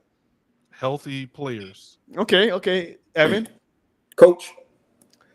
And to all 3 of y'all, but Ziggy was the closest. You need luck. Right now, and Ziggy, I know we do this every week, so I hope I'm not jinxing it like the last week of the season. So I'm knocking on wood. But the Pelicans have a lot of luck because far be it for Evan to give some freaking credit, but Zion and BI have played over 90% of the season so far. We are healthy. A lot of these teams are not healthy. Look at the Phoenix Suns. They are struggling with injuries right now. A lot of these teams, like every day I'm looking at these, and I hate to, I'm not cheering for injuries or anything like that, but like you see Jaden Brunson go down with the Knicks on Sunday. Like you see all these players are going down. Shit, right now, the Raptors are without 3 of their best players. That's why we're probably up 32 points on them. Like we are seemingly getting a lot of luck this year, and that is going to be vital because that plays a major part in what teams are able to do come April and May, Ziggy. And I'm feeling really good. I probably am jinxing the shit out of us, Ziggy. I know, Ziggy. So you are more than welcome to come on the show in April if BI or Zion go down right before the playoffs. But Ziggy, though, it really feels like for the first time in a long time, the Pelicans have luck on their side. Feels good, man. We even looking at number 1, they're only 6.5 games behind the first seed, so it's going to be a tight race to the playoffs. And let me ask you this, Ziggy: of the 4 teams above us, do any of those teams scare you? You better. I say, yeah. No. I'll tell you my answer. The Timberwolves do not scare me. Now, look, I'm not saying that these teams need to be scared of the Pelicans. Not at all. But I'm saying the Timberwolves do not scare me. Like I am not going to lose sleep over playing the Timberwolves if that's how the matchups turn out. I would not lose sleep over playing the Oklahoma City Thunder if that's how it turns out. I would lose sleep over the Nuggets. Yes, I don't know about the Thunder one though, bro. Hold on. The Nuggets are clear and above the best team in the league, in my opinion. Like if it works out, our luck. Right? I'm talking about luck. Like goddamn, we fought to 6, the Nuggets stayed 3, and we got the freaking Nuggets in the first round. Like I'll be like, well, goddamn, like let's just enjoy the vibes because we damn sure ain't being the Nuggets in a 7-game series. The Clippers are interesting. They always get a lot of hype, guys. They always are like the team that nobody wants to play, and then they make it to the playoffs and they lose. And I'm like, well, what happened to all that hype? So I'm not going to say that. I'll have a little bit of trepancy with the Clippers, but damn sure not as much as I would have with the Nuggets. But if we find a way to play the Timberwolves, and I get it, Ziggy, the Thunder are a nice team, and they beat us in the play-in last year. So I'm not acting like I'm not trying to sound cocky and saying that we're guaranteed to beat any of these teams above us. All I'm saying is that of those 4 teams, the Nuggets are the only one that I'm like really, really like scared of. The rest of them, I'm like, shit, man up, and let's see who going. Let's ball it up. Let's see who gonna win. How do we fare when we played the Nuggets this season? We have 1 win, but that was without Murray, I believe, and then they got us on 1. I forget. I think we had a 3rd game too. I could be wrong, but but I mean, looks. Jokic in the playoffs. Jokic in the playoffs is going to be So I don't think Zion. That's going to be one of those. Let's just take some. And they still got Gordon. That plays off of Jokic. So they got some talent, bro. They got some talent. Sean, you're unbiased. Look at that Western Conference picture. Just give me a general sense. Like, do you think the Pelicans can maybe win a first round series? Against the Clippers, bro. I'll give y'all probably like a 10% chance. 10%. Damn. I'm just saying, bro. I think you're gonna be jinxing. I think Zion's gonna be out with a big toe, some type of big toe injury. B.I. Pinky's gonna get hurt. Tim McCullen's gonna have a stomach bug. And Trey Murphy might have a something in his eye or something that's gonna stop y'all from going somewhere. So I don't know, bro. It's intriguing though, bro. I don't know, bro. Now Phoenix, if y'all match up somehow with Phoenix, I'll actually edge y'all in that series. Really? If y'all go against Dallas or anybody, you already know I'm rolling with Dallas. Wait. You give us a chance against Phoenix, but not against Dallas. Hell no, it's Luka. But it's Luka. But you say that against Phoenix we would have a shot. Yes, y'all would. With Durant, let's assume Durant and Bradley Beal and Booker get healthy. Durant is not the same, bro. You've been seeing Durant lately, bro? Yes, I have. But I'm assuming come playoff time he's gonna numbers like that, bro. Phoenix is not a good defensive team, right? Didn't y'all give them trouble? Didn't y'all give them trouble a couple of years ago too? Yeah, but we still lost 4-2. We still lost 4-2. Right, but it's the Suns, bro. But against Dallas, who the hell stopping Luka? All right, so Evan, I'm not going to even ask you about the Pelicans because I know you're going to come with more bullshit than a tell you the same thing. Oh, shut up, Evan. I know you're going to come with more bullshit than a. Evan, I know you're going to come with more bullshit than a diarrhea-filled toilet. So I'm going to ask you this, Evan. If everything stays the same and y'all got to play the Lakers in the first play-in game, how do you feel about your chances against the Lakers? I thought we played the Kings the first playoff game. I thought it was 7 versus 10 and 8 versus 9.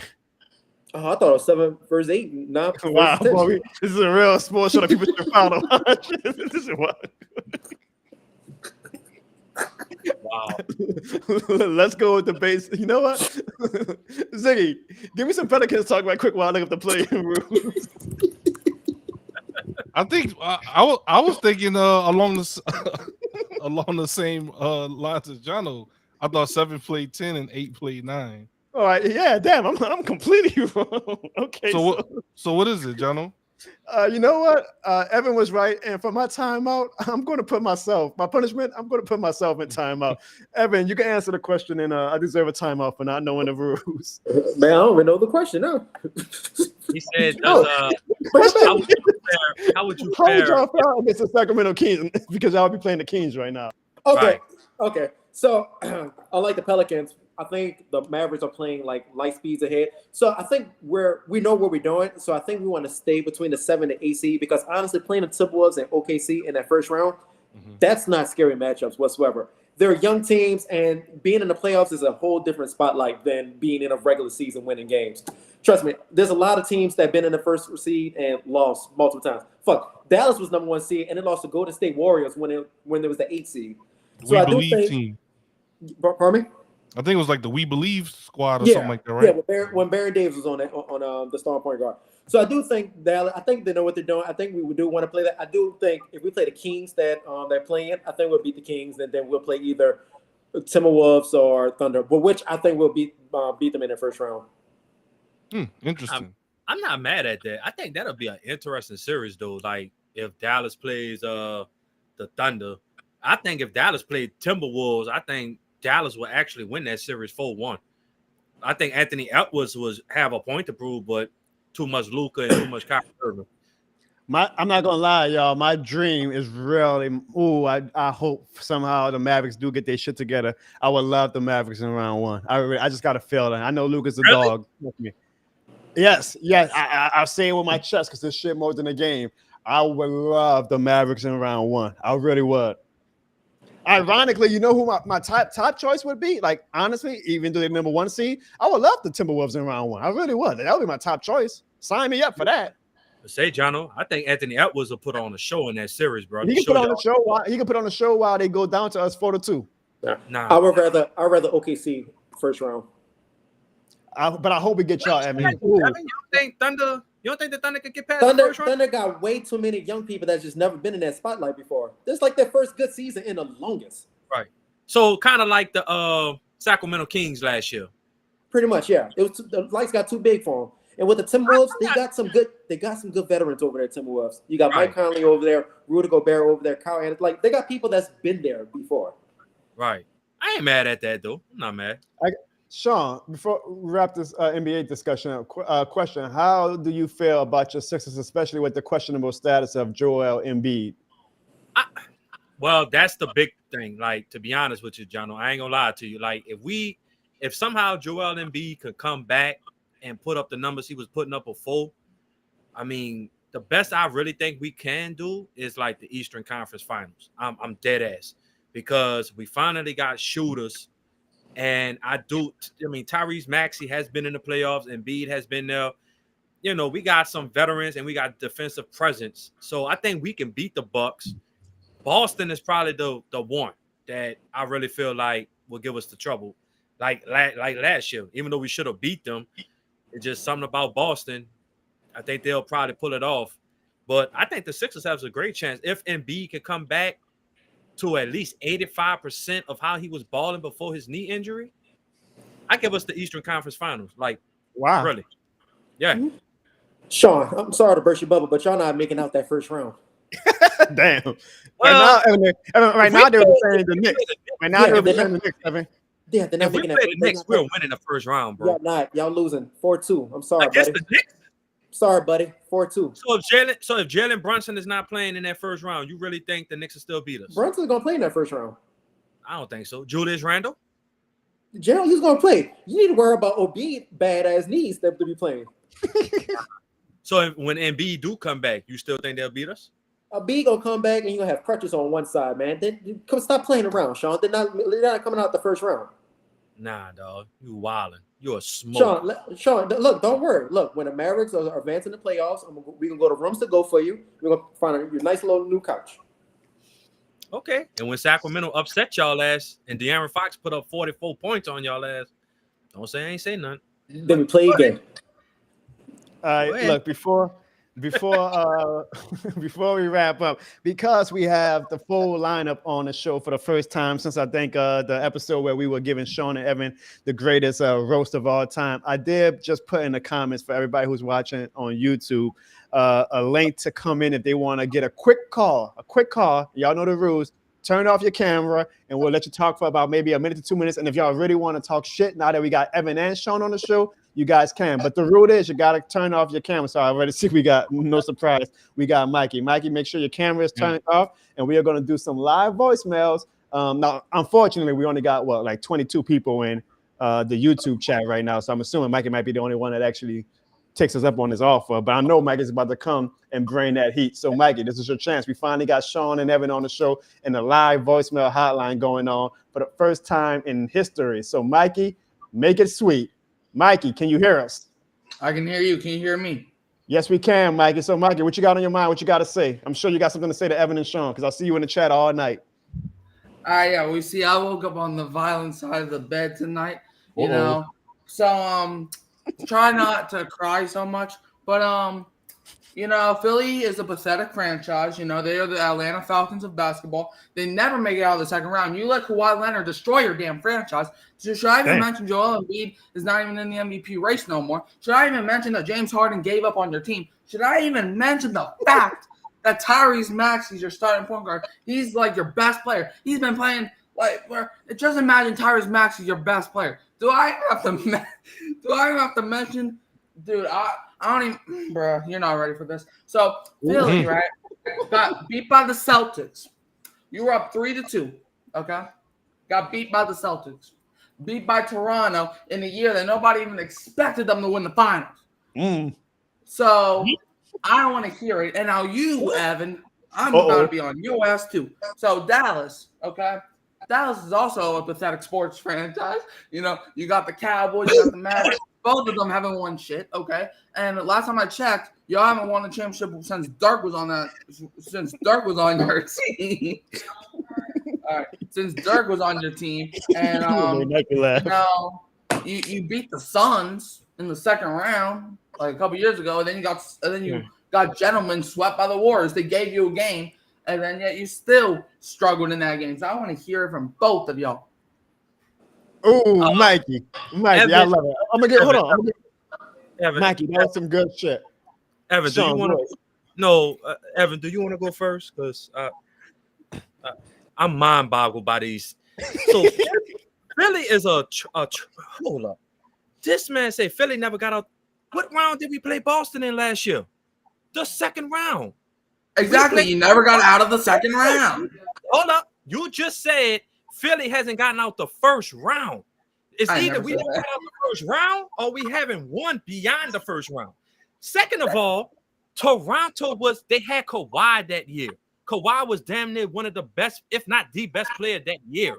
And he made one of the luckiest shots. Yes, they beat us. And they was favored to win that year. Yes, they were. How many times have the Pelicans been in the playoffs?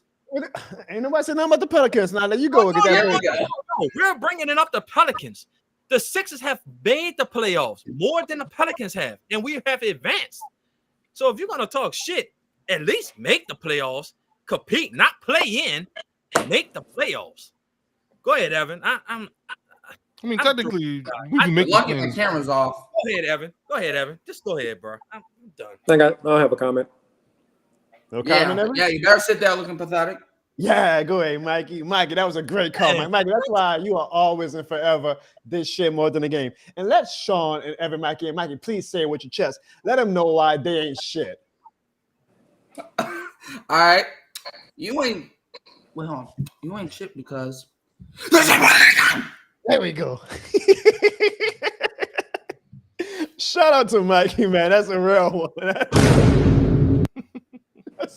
I love Mikey, man. I love Mikey. And shout out to over 600 people across all platforms watching, mainly on Twitter, man. Shout out to my Twitter audience. Yes, indeed. I love my people on Twitter. My people on Twitter is a major reason why we got Erik McCoy. I think we still got Erik McCoy coming on the show in 2 weeks. I don't know. Not if you talked about the offensive line. No, hold on. I ain't saying anything bad about the offensive line. Don't do that. Don't do that to me, Ziggy. Ziggy, I said you. No, after that. Offensive line. Y'all don't blow a shot at this, okay? Y'all know we like Eminem. We're gonna get one shot, okay? Let's calm down. Let's proceed amicably. Thank you for holding on, because we got my dude Raven Sports Media on the Hotmail. Raven Sports Media, can you hear me? Yes. Hello. Can you hear me? We hear you loud and clear, my man. What you got on your mind, Raven Sports Media? What's up, y'all? I know I said I was gonna start my little podcast or whatever I was doing. Like something like Jono Barnes Show, but I haven't really got a chance to do that yet. Cause I still have to like set up the microphones and stuff like that, and get like the because I'm using StreamYard, so I have to get that platform ready and stuff. So We know all about StreamYard. yeah, I had to get that stuff set up first. But it's coming. It's coming. You have to be a little patient. But we should be making it in time for like next. Bro, what you smacking on over there? Oh, come on, bro. You eating Laffy Taffies over there? What you doing? My bad. I was eating the apple, bro. My dog eating apples. I was eating an apple. What you doing? What's good, Jono? This shit more than a game, dog. These apples. These apples more than the game. These apples more. Apple good. That apple must be good as shit. Must be a green apple or something, boy. That's exactly what I'm eating. I'm not talking about. Hey, baby, put some apples on a Walmart grocery order. Shit, man. This is why I love this show, man. This is why I love this show. Y'all man, John, I don't even need anything, dog. I just want you to hear how good this apple is, dog. That man must be sponsored by HEB apples or something. He said, let me call the Jono Barnes Show and show these niggas how good this apple is. That boy chewing that apple more hard than Carlito Caribbean Coos. So goddamn. I'm saying, bro. That boy said, call him Johnny Appleseed. My dude, Raven Sports Media, do you have anything on your mind besides how good your apple is? Okay. Besides these apples being good, I was gonna talk about, well, y'all talking about NBA. I have been watching a little bit of Pelicans. I haven't really got any time to watch them because they always be coming on like at the times I'll be busy though. But well, what else you want to talk about? You want to talk about the Saints? Some of the moves that Jono brought up earlier with free agency. Well, I got a question for you, Raven Sports Media. Are you going to be tuned in 2 weeks to watch our exclusive first ever special guest interview with Erik McCoy when he pulls up to the This Shit More Than the Game studios? Oh, yes, I will be. And there's also a question that I want to ask you. Like, will you talk to him like about Dennis Allen, like the Dennis Allen situation, stuff like that? Elaborate on what you mean if I'm going to talk to him about the Dennis Allen situation. Like, what I'm trying to say is that, like, are you gonna ask him like what he feels about him or anything about the organization? So you want me to interrogate him? Is what you're saying? not exactly. I just want just like Ziggy, I think he wants the interview to be a grand opening, grand closing for the Jono Barnes Show. Like, yep, our first special guest and our last. I'll say this, Raven Sports Media. We're not gonna shy away, I guess, from any like tough questions, but our purpose of these special conversations isn't to like bring anybody on and put them on a hot seat or grill them. We want to get to know them better. We want it to be like a fun, almost like if you were at a bar with that person, just kicking back and shooting the shit. So now, don't get me wrong. I will ask him like some things about the Saints. I'm not gonna put him on the spot and say, hey man, do you hate Dennis Allen? Or don't you think he sucks? Anything like that. We're not gonna do that to any of our guests or anything like that. But we are going to ask like some questions that we feel Saints fans want to know about the direction of the team. And on top of that, we're going to have a lot of fun with him. It's going to be a cool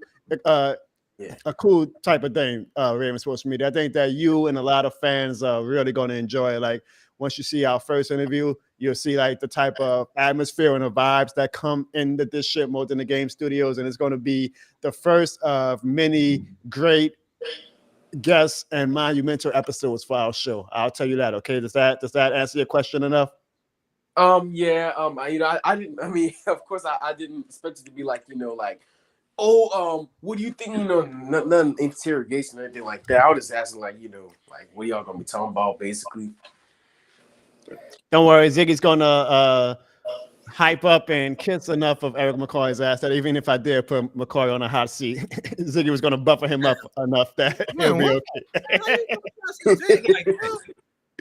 But Raven Sports Media. What do I do for him to think that? Raven Sports Media, can you let Sean and Evan know why they ain't shit? Oh, wow. Because this shit is more than a game. You're damn right. Thank you, Raven Sports Media. Enjoy that apple, man. Matter of fact, in the comments after this episode is over, post a link to where you got that apple at, because I think me, Evan, Sean, and Ziggy really want to try some of them apples. So shout out to Raven Sports Media. Shout out to Mikey. That was fun, Ziggy. I'm sure when we get like a bigger audience for the season, those calls are going to be coming in a lot more frequent. And Evan and Sean, that was kind of like your preview of what to expect whenever. And as my mom used to say when I was a kid, don't be talking with food in your mouth, bro. That man was enjoying his apple. Ziggy, what's wrong with that? Ziggy, have you never ever, Ziggy, think about it. Ziggy, have you never ever been chewing on a nice, ripe, delicious apple and be like, you know what? I want to call my dog John and talk shit with him. Yeah, but not like live when you not when you live. We love our man. Shut up. Shout out to the Raven Sports Media, man. Yeah, man. We love our audience. We thank you guys. Hey, we thank Evan and Sean, of course, like all fun and games, but we thank Evan and Sean.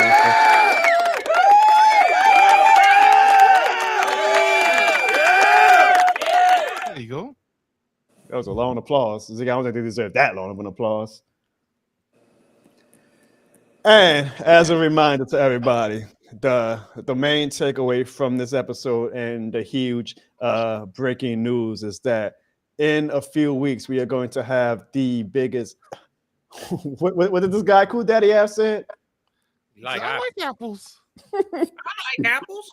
I like apples. That's how he used to sound when he was that age too. We see y'all see the picture. That's how he used to sound. Hey guys, so what are y'all doing tonight? I can't come to the bar with y'all, but if y'all can bring me back some alcohol.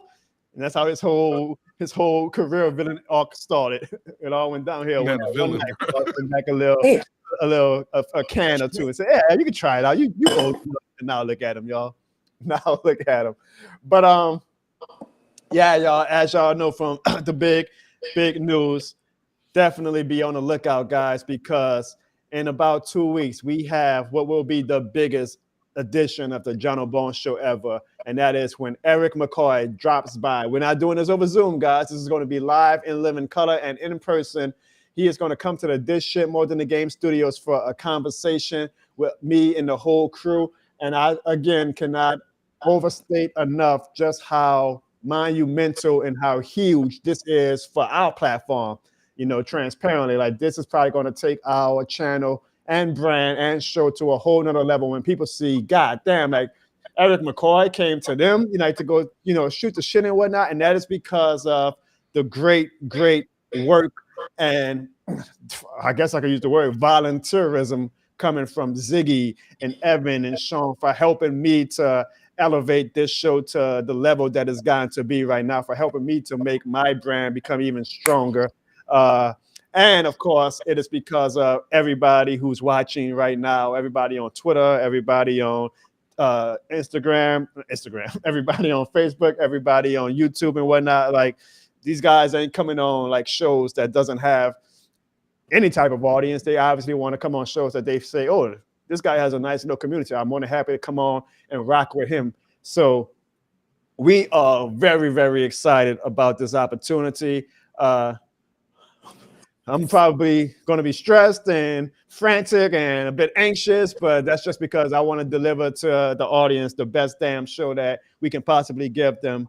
And I feel that we're going to do it. And I definitely know that this is going to sound so corny and sentimental, but if I got, you know, my dogs, Sean and Evan and Ziggy on my side, we're going to put on a damn good production and a damn good show. So all that to say, Sean, Evan, and Ziggy, I'm giving y'all flowers. Thank y'all for taking this show to the level that it's gotten to, where we got Saints Pro Bowl players putting up to our goddamn house. Like, that's major. So, Ziggy, once again, give yourselves a goddamn round of applause.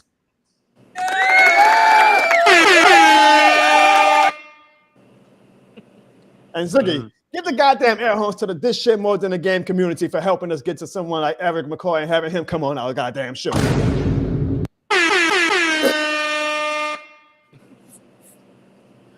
So be on the lookout, guys. If you follow me on social media, trust me, I'm going to promote the shit out of this, and it's going to be everywhere. And then, of course, we are going to debut it. We're going to do a live watch party where, I don't know, you might even have me, Ziggy, Evan, and Sean even in the chat, you know, as we premiere the episode of This Shit More Than a Game with Erik McCoy. And it's going to be a fun time. So all that to say, Evan and Ziggy and Sean, do y'all have any final words as we wrap up this week's edition of the Jono Barnes Show? Nope. Nah, man. Just congratulations on this. It is monumental for this platform, Jono. So this is only up from here, brother. And Ziggy? Ain't got nothing, man. Can't wait for the interview. And once again, appreciate you for sharing the platform with me, man. And it's been a wild ride, bro. And yes, indeed. I know our boy S. to be very, very proud of everything you've been building. Don't make me cry now. Don't make me cry. Just being honest, dog. Yeah, no, I know. Honest, bro. I wish he was here because his ass would be the first one in the living. He would have been in the living room already, saying, "I'm waiting. I'm gonna be here. I'm waiting for Erik McCoy." Yeah, man. Hey, Ziggy, man, dog. Remember 3 years ago, me and you doing the live stream to an audience of 2 people? Yeah, I remember.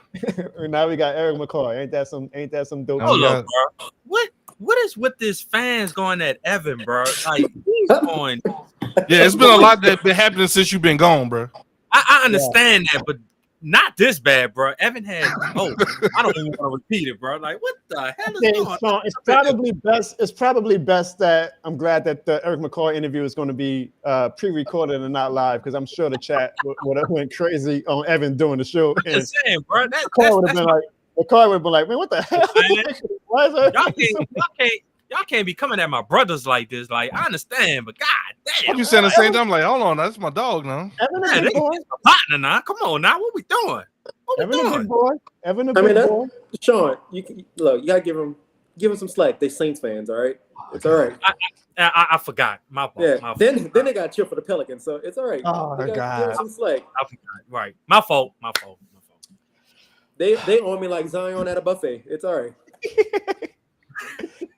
I guess I'll say this. 2 things before we wrap up. 1, Erik McCoy, if you are watching, please don't cancel. I'm sorry. I know. Just consider this episode like this doesn't count in canon, okay? This was a non-canon Jono Barnes episode. Please do not cancel. And 2, y'all already know, y'all. This shit more than a stream. Thank y'all, and good night.